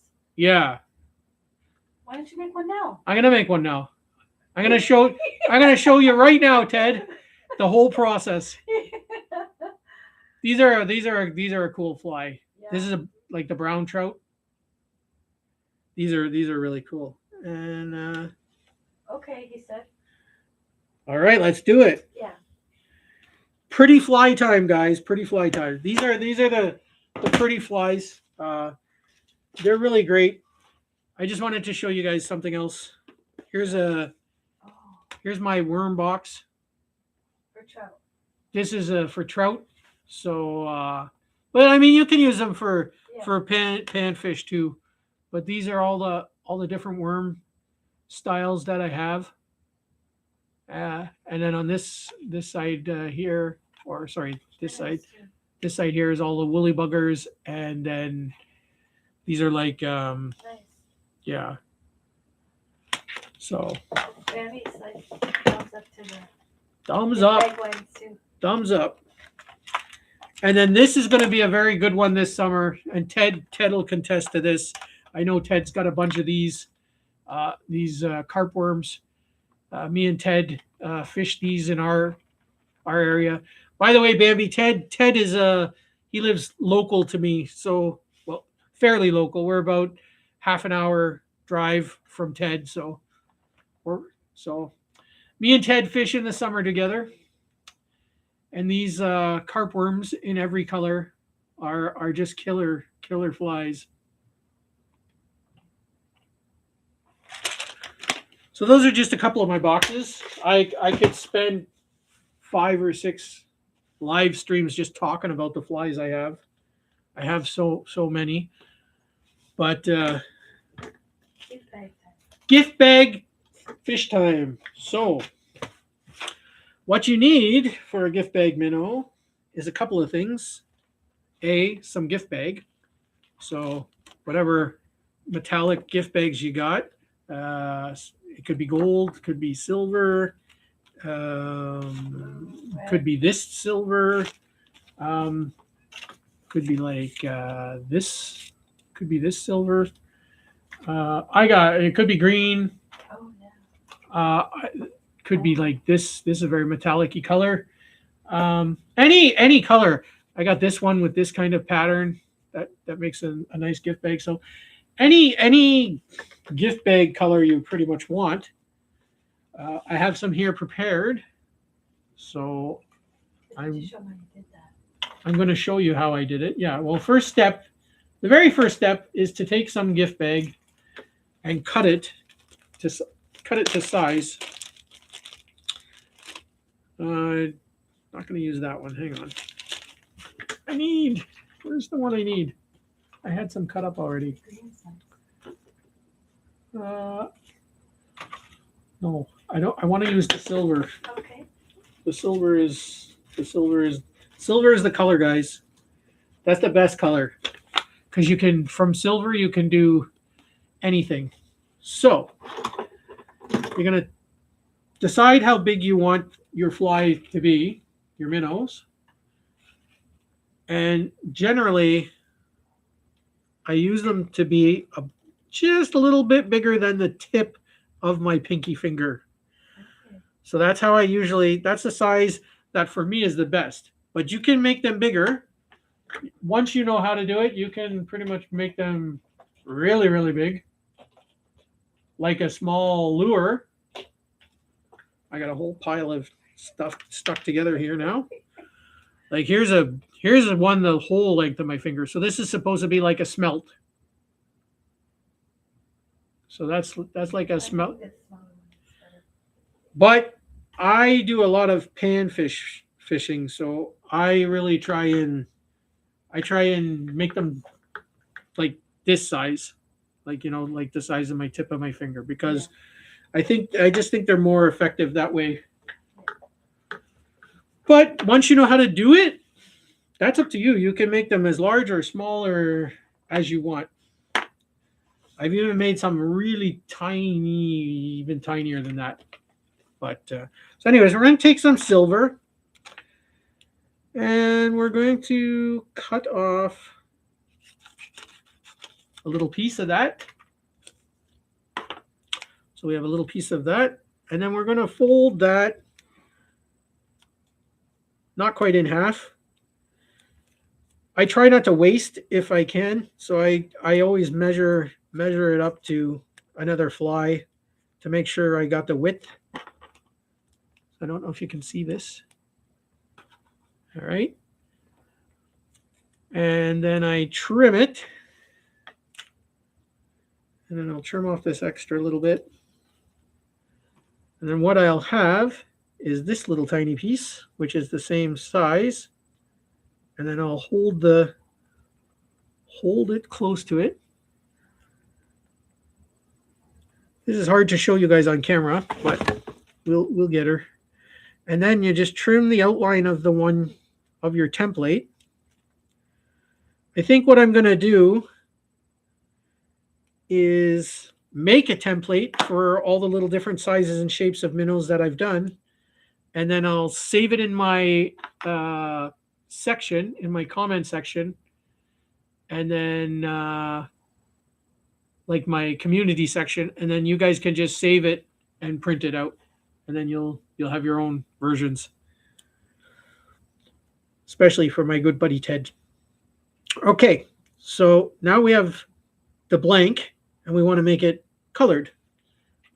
So what we're going to do, now I'm going to have to change my camera for a minute to show you guys this. So let's see here. Bear with me for a moment. Try not to make you too seasick. Come on. Okay, so I always have this little scribbly board that I can scribble on, and I'll use the less scribbled side so you can see it. Okay, so you're going to need two things now. You're going to need some markers, and you're going to need some Scotch tape or packing tape if you have. So either one will do. I try to use the Scotch because it spares me from wasting tape. Okay, so if we want, say, like a black, let's say we're going to do like a black minnow. Oh, actually, you know what? Let's do a pretty one, really pretty. Let's do like a green minnow with stripes like a perch. So we'll take a green Sharpie marker and we'll color on our gift bag the first color, which is the green. And where the center is, you want to make it even on both sides of the seam because either side of that seam is your minnow, right? All right, so we'll just do that. And you just want to, whatever you do on one side, you want to make sure you do the same thing on the other side. So you're not filling in, I'm just calling it a heart. You're not filling in the heart? No, you're not. Lines just on both sides? Right. Okay. Unless you wanted to make it green, like if you wanted no, I'm to. just asking because on screen, we can't tell how far you're going. Yeah. Well, I'm going to try. Here, let me try and get it a little closer. I don't know if I can get it. It's okay. I can see the lines now. I thought you were coloring the whole. No, so we just did the A line like down each side. a line down each Oh, side. perfect. Okay, Can you see that, guys? I can. Okay. So what we're going to do now is we're going to take our Scotch tape and we're going to put it right. Let's see if I can get this so that you guys can see this. We're going to put it even on it, and then you're going to take your finger and you're going to rub it down and make sure there's no bubbles in it. Okay. And then if that layer of green was not enough for you, like say it's wasn't thick enough, you could always go over it now and do another layer of green. And then every time you do a layer on here, you need to take a Scotch tape and cover it. Right. So that because what happens is if you don't do that, like if you just drew all the markers on the first layer, it's going to run into each other, and all the little lines and little accent things that you do are not going to hold. They're going to all bleed, and then it'll wreck your thing, and then you're going to be like, wow, I wasted time for nothing. Wow, interesting. So the next thing we're going to do, I'm going to try and hold it like this and do it. I'll see if I'm capable of this. So because we want this to be like a perch now, we're going to draw in our little perch lines, and you just want them to be thick at the top and then come down to a little point. You just want to make them a little squiggly, right? And then you want about, because it's a little fly, you want to try and get about 3 of those little lines. Honey, Ted wants to know if that's a special tape. It's just a dollar store Scotch tape, Ted, or just a regular gift wrapping tape that you'd use, or like if you're packaging boxes or whatever. This is like that Duramax Ultra Clear, and this is just Scotty's Scotch tape or whatever, just the regular Scotch tape from the. So those are the two. Okay. But it could be, as long as it's a clear tape, then it should be fine. If you use a colored tape, then or a frosted tape, then it's going to add that to it. So yeah, so now I've added those little lines. Yeah. Okay, so now I'm going to take my tape again. Okay. And I'm going to seal that in. Can you guys see this? I can. Okay, so I'm going to seal it in. Now, if you make a bigger minnow, like with a fatter body, this is why you might have to use this. The bigger tape. Okay. If you use a thinner minnow that fits within the edges of this tape, then you can use this tape. The gift wrapping tape. Right. Okay. Right? So like smaller minnows, smaller tape. Bigger minnows, bigger tape. Capiche? Yeah. All right. Now, on this particular fly, most of them, I always try and get a little bit of red. And as we know, minnows have gills, right? Yeah. So I try to add a little bit of red gill into my minnow patterns so that, it looks like a fish. So like spreading its gills. Now you not too much. I did it a little wider because I want you guys to see, but you just want to be, as long as there's a red gill there, right? Because that little bit of red on any fly really does it. So like on any fly that I do, I always try to get either red, pink, or orange onto it in some way, shape, or form. Not a cricket, like not a natural cricket, but on like a minnow or any little, like those little carp flies, carp worm flies. I always try to get some sort of red, orange, or pink in there. Those are the 3 most fish attracting colors that you can possibly fish with. So there. So now we make sure it's all spread in, no bubbles. Now, if you had bubbles, I don't have any bubbles to show this on, but I'm going to show you anyways. If you had a bubble in there, like a little air pocket, you can take an X-Acto knife and you can gently just go in and pop the little bubble. Really? Right? Just do a little tiny slit, not a big slit, and then you can rub it again and the air will come out where that bubble is, and it'll run it smooth. And you don't have to worry about water getting in because we're going to seal this with UV resin. If you don't have any UV resin, then you won't be able to seal it.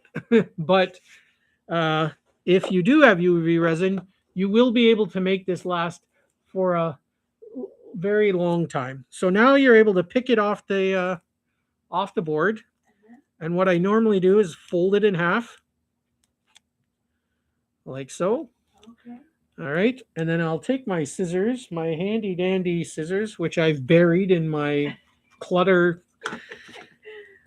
mess, and my wife can attend to that, and my mother probably too. And then, oh, my mom's probably gone now.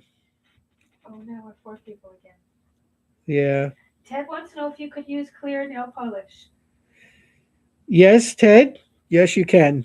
And most of those ones that you see in the box Yeah, are that. yeah. So all these ones here in this box are just coated in clear nail polish. Oh, Mom said she's still here. Okay. Oh, mom's still here. Good. But here's the thing: if you see these ones that are coated in the clear nail polish, see how they kind of run a little bit. Oh, sorry. See, come on, team, stick with it. You guys got to keep me on my toes here. If so see how it's the colors run a little bit there. Yeah. If you use clear nail polish over time, that's going to happen. Oh. Versus UV resin. If it goes in the water. If you put well, these ones have never been in the water. But they still run? They still run. So this is, you can use clear, and at the end of the day, if this little minnow here, still going to catch you fish. Oh, I know that. I mean, it's still very pretty and colorful. Yeah, it is. But compared to being sealed in with the UV resin, okay. So what I'm going to be teaching you today is the UV resin. But one other thing I'm going to tell you, I'm still going to put clear nail polish over the UV resin. Okay. But the UV resin seals the UV resin makes it watertight. The clear nail polish will still leave cracks. Okay.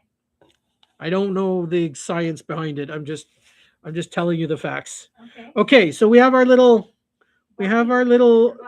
body now. So this is the minnow body. Now what we need to do is get a little piece of plastic. Well, it's not completely necessary, but I'm going to show you the right way. So get a piece of plastic. Now in this case, you can cut it from something like this, any old thing that you have, ear plug holder, or I don't know, any old any plastic. It doesn't have to be a very it doesn't have to be from a battery box. It could be from a battery box, it could be from, but there's very thin plastic, there's very thick plastic, and then there's medium thickness plastic. And what you're looking for this is medium thickness. Flexible. It's got to be flexible a little bit, but not super flexible. What about like from a container from like a loaf at the bakery? It could be a bakery loaf if it's a thick. Yeah. Oh, thick. Okay, so basically here's what we need to do. We need to take our plastic, and we're basically making another one of these, only clear. Okay, so but what we're going to do is we're going to fold our plastic in half. And then you want to make sure that it's fits within in our little frame here. And then pro tip, don't use your thread tying scissors for cutting plastic. If you're cutting any kind of plastic legs, broom bristle legs, any kind of plastic lips, anything that's harder, use your rough scissors to do that, and use your fine scissors for your fine threads, your fine materials, and so on. And let's see if this is going to be hard to do on camera. I have over the years killed many scissors in that. So what you want to do is you want to line this up and you want to cut that flush with that. It does take a little bit of manual dexterity. So for us older guys, it can be a bit of a thing, but honestly, when you catch 300 fish in an afternoon, it's worth it. Bambi said she got a call. She'll be right back. All right, Bambi. Okay, so now we have the body of our minnow and our thing. So if we're gonna make it, we're gonna make this a balanced minnow because we want it to be balanced, which is only a new concept to me, believe it or not. So what we're gonna do, we're gonna take our X-Acto knife and we're gonna spread open our two little, first our plastic one and then our other one, and we're going to cut a slit. You push the cardboard down. You need to put the cardboard. Hang on, this my camera stage is being silly today. Can we see that? Yeah. You guys got to yell at me when you can't see it, or type at me so Maria can see it. I'm here. That's why Maria's here. Maria, stay sharp. Oh, Mom said good night. Coffee time. Coffee time for Mom. All right. Thank you for coming. Thank you, Mom. Love you. Don't forget to call me when my Tenkara rod comes in. Love you. Long time. I'll talk to you when I'm done. All right. What was I saying? All right. So we still got you, right, Ted? Ted's still with us. As far as I know. Okay. So when you make these balanced, let me show you one here. She said she'll call you. She loves you too. She'll call me and she loves me too. Comes in. Thank you, Mother. All right. So when you make your balanced, I don't know if I showed Ted this. So this is the point of being balanced. Now this is not balanced. You want it to be like this, not like this. So you have to put this little loop. I don't know if you can see. I can see. That little loop has to be, in this case, it has to go back a little bit farther so that it balances out. And these bead eyes are gonna weight it in the front, but they don't always weight it. Like it's hard to balance it. So when I make these minnows, sometimes I have to like fiddle around with them till I get one that works, and then I go off of that one for all the rest. But basically what you're gonna be doing now to make that is you're gonna make this little piece here, and that piece is gonna attach to your hook, which is gonna go through your, let's see if I show you there. So this piece is going to go onto your hook through your body and plastic, and this is going to make your minnow now. Okay. So before we move on, I'm going to show you how I do that. So I take this Christmas tree hanger and I take my loop and pliers, and I go right in the middle, and I make the little loop, kind of like when you're making an articulated spine. It's a Christmas tree ornament hook, not Christmas tree hanger. It's Christmas. Yes. Christmas tree ornament hook. Yes, Christmas tree ornament hook. Not everyone knows what you mean. Even I don't know what I mean. Okay. Anyways, so now that you've made this little loop, you're going to take your hemostats and you're going to stretch it out like that so that you have that piece. All right. And it's a little bigger than it needs to be because we have to cut our little slit. Let's see. Can you guys see this? Yeah, that's why I came here. Okay, Maria's making sure. Good job, sweetheart. Everybody put a coffee in the chat for Maria. I'm a coffee girl. Maria loves her coffee. So you cut your little slit in there, and then cut one through the plastic, the same spot as you did the other one.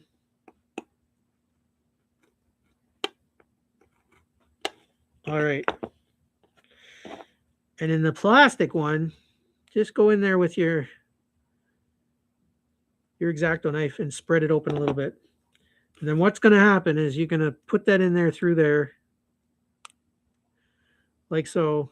And when you fold it over, you can decide where you need that hook to be. And then you trim it off, the excess pieces. If I can get my clippers out of my box.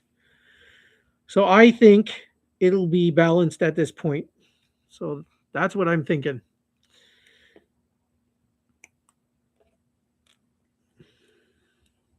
And then once you line up the front, you can line up the back, trim off the back. So now you have that. And then, of course, this is going to go over through that. Bada boom, bada bing. So let me put these two aside. I'm going to put all these extra little things aside so I don't stab myself with them or step on them, because that's horrible to do that. We no longer need our snippers. And we may or may not need those. So here's where it gets fun. Now I got to reposition the whole camera because now we're going to get into tying. Here's my beautiful face. We've only got 2 watching now, so that's Maria and Ted. So I've lost my complete and total audience. Fantastic. Mom went for coffee. And we got still Ted. Ted, you're the man, buddy. You're the man. All right. Now, let's put that off to the side. They can't see that at all. I know. Oh, sorry. I didn't know. I know they can't see, but I'm just putting the stuff off to the side now because I gotta bring my vise back into focus. Oh, sorry. Okay. It's vise time. Time to pull out the vise. By the way, Ted, how's your new vise working for you, bud? Hopefully good, because I recommended his new vise for him. So if it's working bad, he can blame me. I don't need this stand anymore.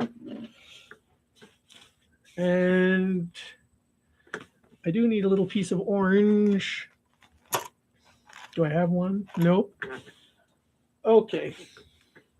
Let's get into the assembly part here. Okay, so I'm going to take a little hook because there's a little fly. I'm going to gently put it in my vise and try not to snap the hook, which I have recently snapped some hooks. I don't know why that happens.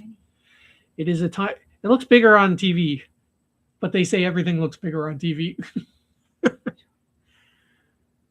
But it is a very small hook, the size of my fingernail. So I'm going to get my line attached, my thread.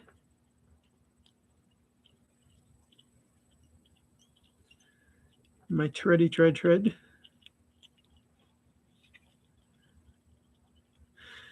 Like so. And then we're going to take our piece that we cut out with the metal, and we're going to attach that on right before the bend of the hook. We're going to attach that on like so.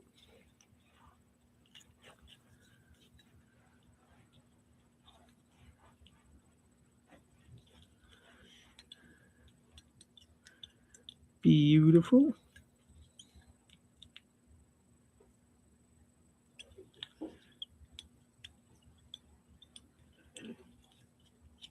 And you want to be pretty liberal with your thread, and you want to lunge down as tight as you can without snapping your thread.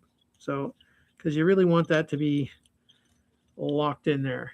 And then I'm going to take some of my crazy glue, and I'm going to put it on there, and that is going to lock the whole thing together like that. And I like to just do some wraps up to the front. And when I get to the eye part, I just do some circular wraps around it. And then I wrap right up to the front. And then I work my way back to the back. Maybe another circular wrap and work my way back to the back to the back. And the reason I do that, oh, and I'll straighten the piece so it runs straight. So you want that spine to be straight through your fly. And the reason I do that is because this thread helps to grip onto the plastic and onto the other part. And we tie this onto the hook because if you could use a hook that is the exact length of this minnow. And if you want the eye to be out the front, you could do this, only have it come out the front. And then you don't have to worry about this top facing and all that. But I really like it to be balanced because it makes the fish swim balanced. Again, it's not necessary, but it's a good thing to do. So I have all of my materials buried. Bear with me for a second. Oh my gosh, so many materials. And of course my orange is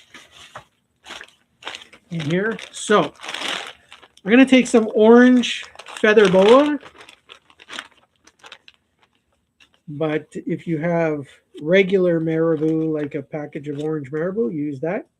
Or any soft feathery material. In this case, $2 boa at the dollar store, tons of material. They may be $4 boas now, but that's because inflation, and our prime minister likes to charge the hell out of everything. So, all right, so you're going to separate a piece of orange now. And when you get it separated like that, you're going to fold it in half so that you have this. And then you're going to trim off the excess on the end. And you're going to decide how long you want your tail to be from the end. And some guys like it really long. Some guys like it really short. I like it sort of halfway in between. Then you're going to tie that material in like so. One thing that you can never go wrong with is some sparkly. So I am going to get some sparkly. If you're a Temu shopper, Temu has all kinds of sparklies. So in this case, I did an orange tail, and I'm going to do an orange sparkly. But you can do a silver sparkly or regular white or regular white crystal flash. What I'm going to do is the orange. And what I'm going to do, take a piece of orange, fold it in half, cut it in the middle. Now I have two pieces. And I'm going to take two pieces and I'm going to tie them in. Let's turn my vise. Hopefully you can see this. The one thing about tying live and stuff is trying to make angles that you guys can see so that it'll make sense to you. Because when you tie by yourself, you obviously don't have to worry about those things. So now I'm going to cut my crystal flash just almost to the end of the feather material. Hey, Bambi's back. We missed you, Bambi. And then I'm going to flip over my fly and repeat the process on the other side, adding another 2 strips. And then I'm going to cut that at the same length and put that aside. We're done with that. Okay. So here's the fun part. We're going to take our plastic bit and we're going to slide it down over that, and we're going to tie it in. Okay. And then we're going to adjust the metal part. And as if you can't adjust it, that's okay, because what we're going to do is we're going to pinch the plastic together and start working our way down with little wraps down the plastic. And as we get there, that little metal bit should start to pop up. And if you don't, you can always reach up with your hemostats and just kind of put it in place. And when you put it in place, pinch it down with your fingers, and then you can just tie it sealed. All right. So that's our first layer. So why do you need that? And you can't just put the pretty minnow body of the minnow you just made. Good question, Maria. Yeah. So if anybody didn't hear Maria, she asked, why do you need this little plastic bit and you can't just put the body on? You can put the body on just by itself. Oh. But it's going to be very flimsy, and Yes. if the fish bites it and you're fighting a fish and Yes. stuff, it can bend. It's bendable Okay. because it's only gift bag. The plastic helps to add that extra support. Now it's not bendy. Okay. Is this your? I've never seen anybody make this before like this. So this is your. This came out of my head, and if somebody else is doing this, Wow. I never learned it from them. You just thought of it. I thought of this on my own. Fascinating. So Okay. I've scoured the internet. I am shocked that nobody that I know or nobody I've seen or I've Google searched it, I've YouTube searched it. Okay. I've never seen anybody else tie this Very in good. this way. Very good. And if they do, That's good. that's good. Yeah. I mean, I don't want to be the only one with brains smart enough to figure this out. Okay. So, Okay. and if anybody wants to tie this, I'll be tie it for sure and let me know how you fished with it. Okay. That's why I set up the community channel so people can start putting their pictures, download their pictures. Okay. I'd love to see what you guys come up with. Yeah. So, anyway, so that's why you need that plastic, because that plastic makes this hard. Right. Okay. The next thing we're going to do is obviously we tied that in now. Yeah. The next thing we're going to do is slide over that gift bag part and line it up with the first part. Right. And you're now going to tie it in. Now here, this part, you don't want to be quite as liberal with your thread as you were before. You want to do tight wraps, but you want to space them out significantly wider. Because this is the point where we're trying to hide those wraps in. And you're going to see them for a few minutes. Okay, so you're going to, right now you can see those wraps. And you want to go right up to just almost where we put those little gills in. Okay. Now here's what we're going to do. I'm going to do a 2-fingered half-hitch loop. And I'm going to tie that off right there so that our work does not get destroyed at this point. Okay. So here's where you want to decide what kind of beads you want to use for the eyes. You can use red beads. You can use white beads. You can use these. What you got there. I'm not going to use red. No. I'm going to use these. Yeah. These are very natural color fish eyes. Yeah. So we need a little piece of metal from our gift bags. And what you want to do is you want to pick out 2 eyes that are the same size. If you are as close to being the same size as you can get. So these 2 look pretty equal. What is that, like a sewing needle? No, well, you could use a sewing needle, but this was just a piece of metal that I had off of the Christmas ornament thing. Oh, okay. Okay, so here's where it gets fun. This is fun now. We got to not lose these pieces, so I'm just going to put them. I have the lid of that thing. I'm going to put them in the lid so I do not knock them and lose them. We have to poke a hole using something sharp and a little bit wide, not super wide. And I have this little edger. I've had this since my grandfather was alive. So I don't know what you call this tool exactly. I'm just going to call it a poker. I know it has another name.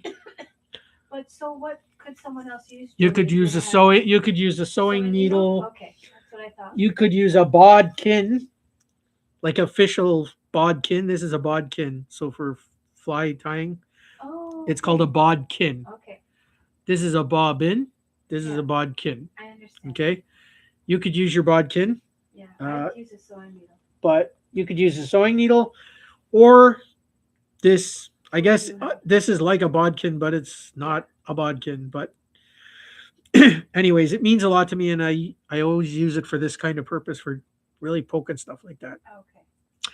What I use my bodkin for mostly is picking out little furs and feathers when I want to fluffle up a fly. But this I use for poking plastics and stuff.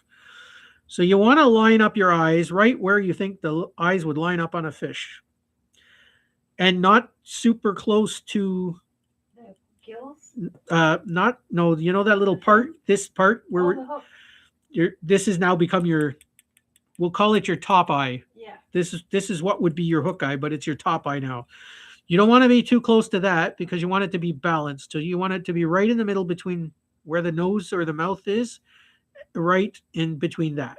So you're going to have to just eyeball that and use a bit of strength and poke it through the plastic and everything. And you wiggle it around a little bit.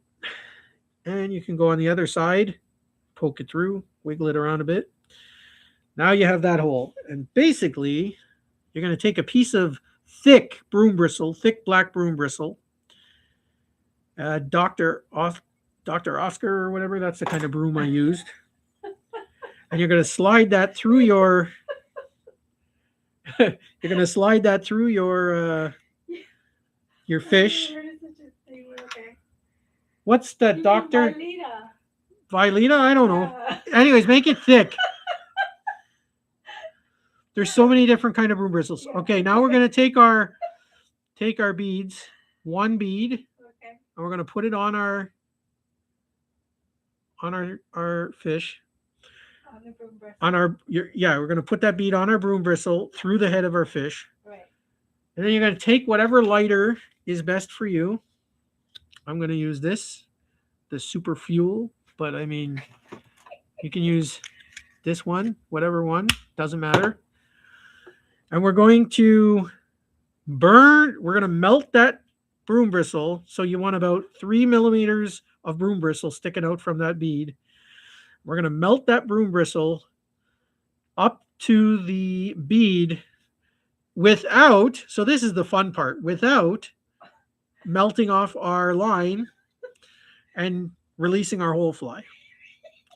Okay. Why are you burning that? Why I'm going to, why can't why can't I what? Maria's got a question. Why are we burning it? Yeah, Because why? fire Why is can't- good. why I'm a can't- caveman. Fire is good. Okay. Bambi says you have a great laugh. Okay.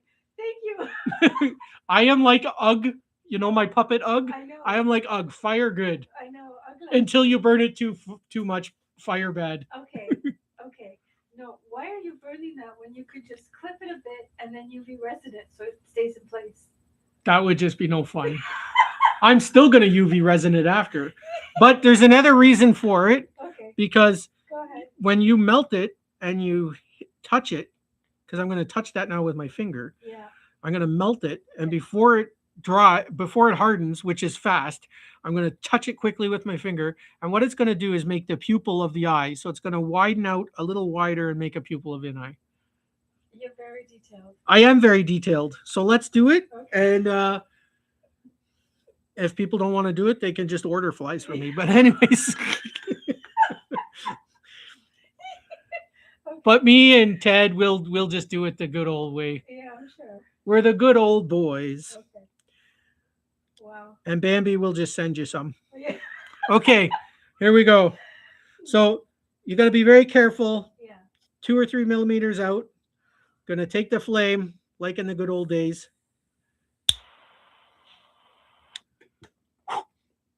And then touch. Just like that. And it's not really hot enough to burn you. It's just, but you got to touch it quick. You just got to go dab and finger out. And That's it. that's why I don't tie flies. And that's why Maria doesn't tie flies. Here on with the laughing. Beautiful. So now you have an eye, right? Now here's the thing. I'm not good at doing it in reverse. So I'm going to take that eye now, Okay. pull it out of its head, flip it around. So now that becomes the other side's Yeah. eye. And now I'm going to put the second bead on. We understand. All right. Now, of course, it's very long. I was just gonna say you're gonna burn that whole thing. No, I'm not going to burn the whole thing. Big fire, big fire. No, you do not want to burn the whole thing, kids. Like Smokey the Bear says, if you burn the whole thing, you're going to start a forest fire. You don't want to do that. But what you do want to do is cut this now about 4 millimeters or 2 or 3 millimeters without having your beads drop onto the floor and everything, which I have had. You can put that now aside, that broom bristle, and find your lighter again. Kids, don't try this at home without adult supervision. Okay. And then we're going to make sure it's lined up and repeat the process. Boop. Ta-da! Now our fish has eyes. That's cool. Okay. But we don't want our eyes to be all wiggly. Like right now, I can wiggle them with my fingers, right? They're wiggly, wiggly. So what we're going to do is take our thread, wrap it around one of the eyes, fully around like a full circle. Then we're going to go over the top of our head, catch it, and wrap the eye one full circle from the other side. And then we're going to do that about, I don't know, 3 or 4 times just to make sure those eyes are not moving. And once you're ready, you can come up from behind, put 2 more wraps, and then you can 2 half-inch finger knot it off. All right. And you only need 1 or 2. And the reason is we're going to seal it in with UV resin. Like that. Snip it off. Now it's pretty much a fish. You could essentially fish it like this if you want. You can do that. But I'm going to show you guys now how I fancy it up. So I bought some UV resin from Michael's Craft Store. Yeah.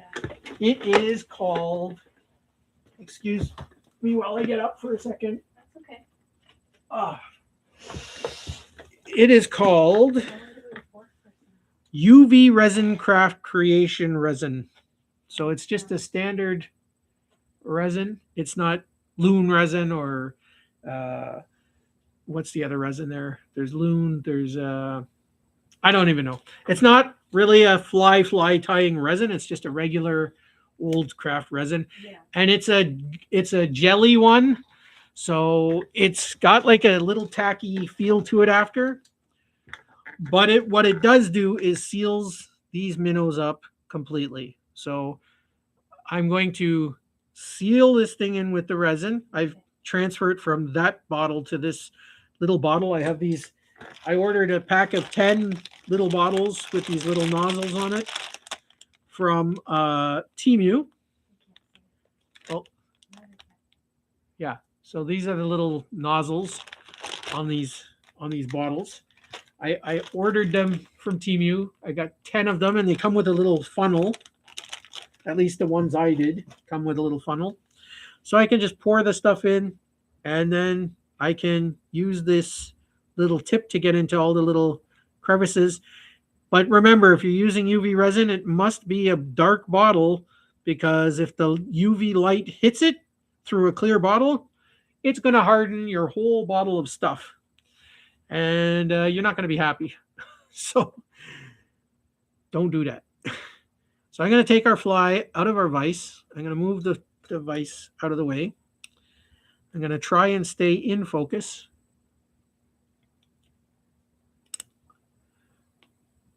Okay, and I'm going to pinch my fly into my hemostats. And I'm going to get my Loon UV resin light out of its box.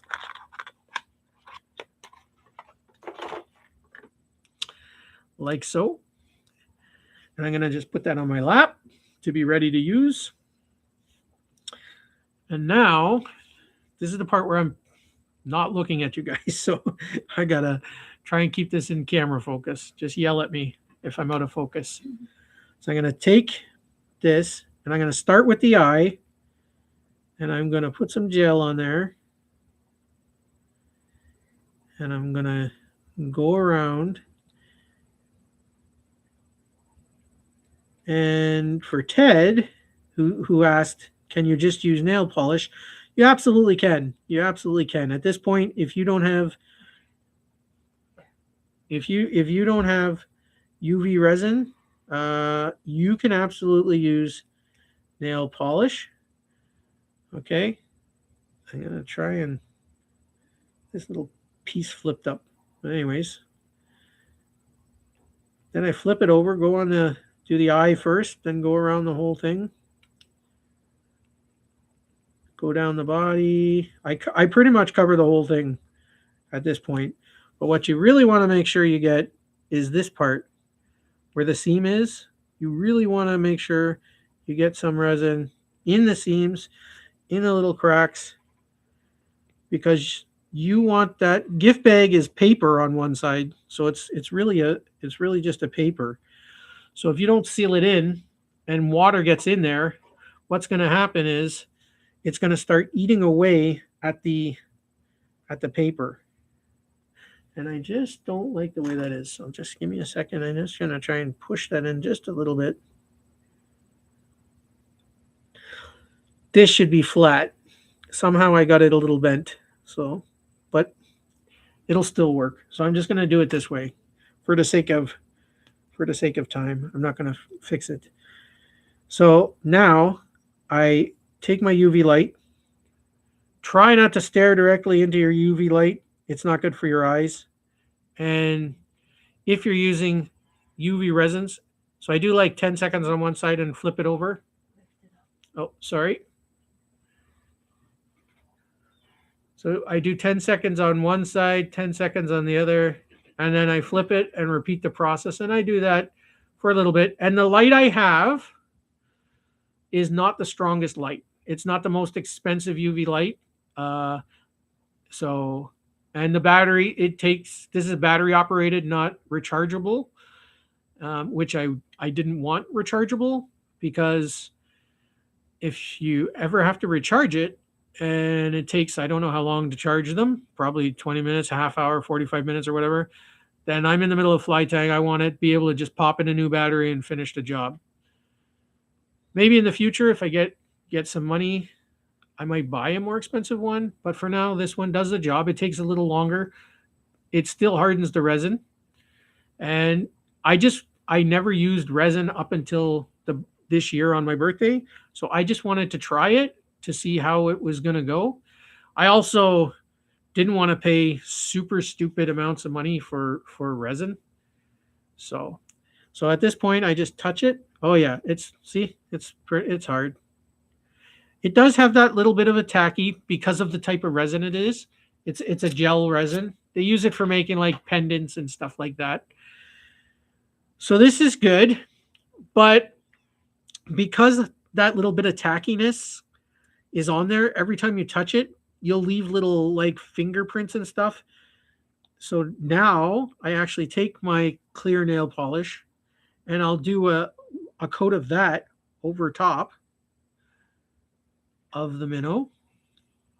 So I'll cover the whole thing.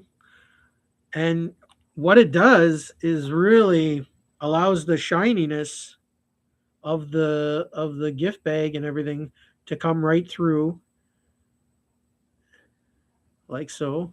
And if you can see, I tip the minnow up on with the nose pointing down, because if you just leave it level or if you point it upwards, the nail polish will run right into your tail, and then your whole tail will just be a stiff, clumpy mess. That's an amazing tip. I never would have thought of that. So you don't want that. And the other thing is, when it comes to the eye, where your eye is going to be, you want to be a little bit careful around that. You don't want to glob that up with nail polish either. You can poke it out after. You can absolutely jab that out after with like a little piece of broom bristle or whatever. Or if it hardens up, you can always wipe it out later. But I just try and give it a little wipe and be careful. And then I hold it. Of course, the nail polish does not dry like UV resin. You will you will have to, you know, wave it a little bit around, but just don't leave it tilted up like this, because you get nail polish into the tail feathers, and you're gonna be not happy with that. And then the last thing I do is try to make sure it is balanced, because this is a balanced minnow. So what I'll do, and I know, hopefully I don't hurt this fly by doing it, but oops, I don't want you guys to, have to wait. So even if it dies, I'm not afraid to kill a fly. So I'll take one of my eye Christmas ornament holders, and I'll put it in the eye and check it for balanced. Very cool. This one is almost balanced. It's not perfectly balanced. It's pretty balanced, but I really want it to be like that. But it's just a little bit front heavy, just a little bit. But when it's in the water, it's still going to float like this. So that's pretty balanced. So And he gave it a thumbs up. thank you so much, Bambi. Ted said I like it. Ted said he likes it. I'll be looking forward to seeing what you do, Ted. And we went way past 9. And we went way past 9. I was only going to go till 9, but you guys are awesome, and I wanted to show you this fly. The cricket's a bit of a long one, and these can be a little bit longer. I mean, I whip these up pretty fast when I'm not trying to show people. Always remember that whenever us guys or girls are online tying flies and showing you stuff, it's always slower than in person. So like if I was doing this and not explaining step by step, this goes a lot quicker than it seems. But yeah, so I can't wait to try these. I have not really tried these balanced ones out. I have used the gift bag minnows, like you've seen. I got a whole case full. I've used them a lot. They are very effective, but I think they're going to be even more effective balanced. And for people who do not have fly rods, you will be able to use these as well, because these, now that they're balanced, you can use them under a float. Whereas if you make them not balanced, if you put them on a float, they're just going to sit like this, and they're just going to look like a dead piece of metal. But if they're balanced, whenever there's a little bit of chop on the water, a little bit of wave, or if you twitch your float, it's going to be a balanced swim like an actual minnow. So I think, just like a balanced leech or other balanced minnow patterns, I think this is going to be a good fly for people.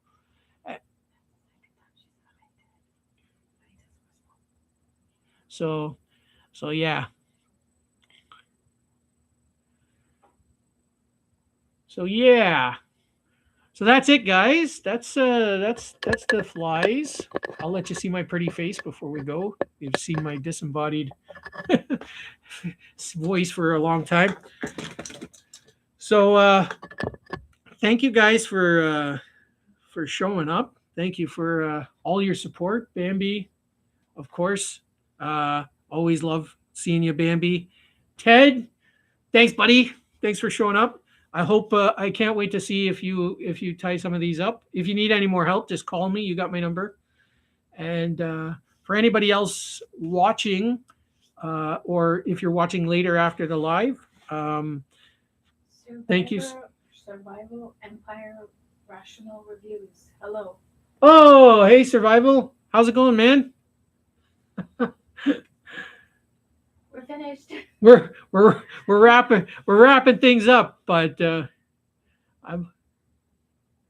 was a first for me. I'd be making some. Ted. Yeah, Ted. This is a first for Ted. Yep. Yeah. Ted, if you need any pointers, brother, just let me know. Or if anybody needs any pointers, absolutely, absolutely let me know.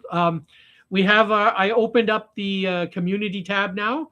So if you have any flies you tie or fish you catch, Hey, Superfly.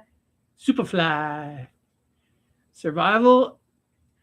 I'm so glad you showed up, buddy. But yeah, leave a definitely leave a picture if you catch any fish, or if you're fly tying or fly fishing. Leave some pics in the community tab. Um, absolutely would love to see them. So yeah, it's been really cool. This is my second live stream, and so Every Sunday at 7. so far it's good. Every Sunday at 7 I plan to do my live streaming for you guys. So if you're not doing stuff on Sundays at that time, 7 to 9. between 7 to 9. In this case, 9:20. If we go over, we go over. Obviously, the more people who are here, the more chance I'll probably go over and chat with you guys. But between 7 and 9 will definitely be the time. Um, and I appreciate all your guys' support. It's amazing. I'm pretty sure most of you have hit that subscribe button, so I appreciate that. And thank you to my beautiful wife Maria for being the voice in the sky. She's commentating everything, so I appreciate her. And thank you very much. And hope to see you guys soon. I got a lot of videos, some different fish ones. I got Good. I got Thank you. I got some different fishing ones. That looks good. Thanks survival. I got some fishing videos with me fishing with the flies. I got some underwater footage, which is always super cool of the fish. The last couple ones I did with the bass, those are really super cool. And yeah, and if you have any fly ideas, things you want to see, uh, let me know. Let me know in the comments. Uh, Ted, you can call me if you have any fly ideas. Of course, I can pop on. Oh, And thank you, Bambi. Good night to you. yeah, thank you, Bambi. Good night. Thank you so much. Thank you for showing up. Lots of love. Lots of love. All right. Well, I'm gonna clean up Mess. my horrible mess so my beautiful wife doesn't get frustrated with me. So. Thank you guys. God bless. Have a great night. Keep your flies on the water, tight lines, and fish on Canada. All right. Bye for now, guys. Do I just hit the X? Yeah.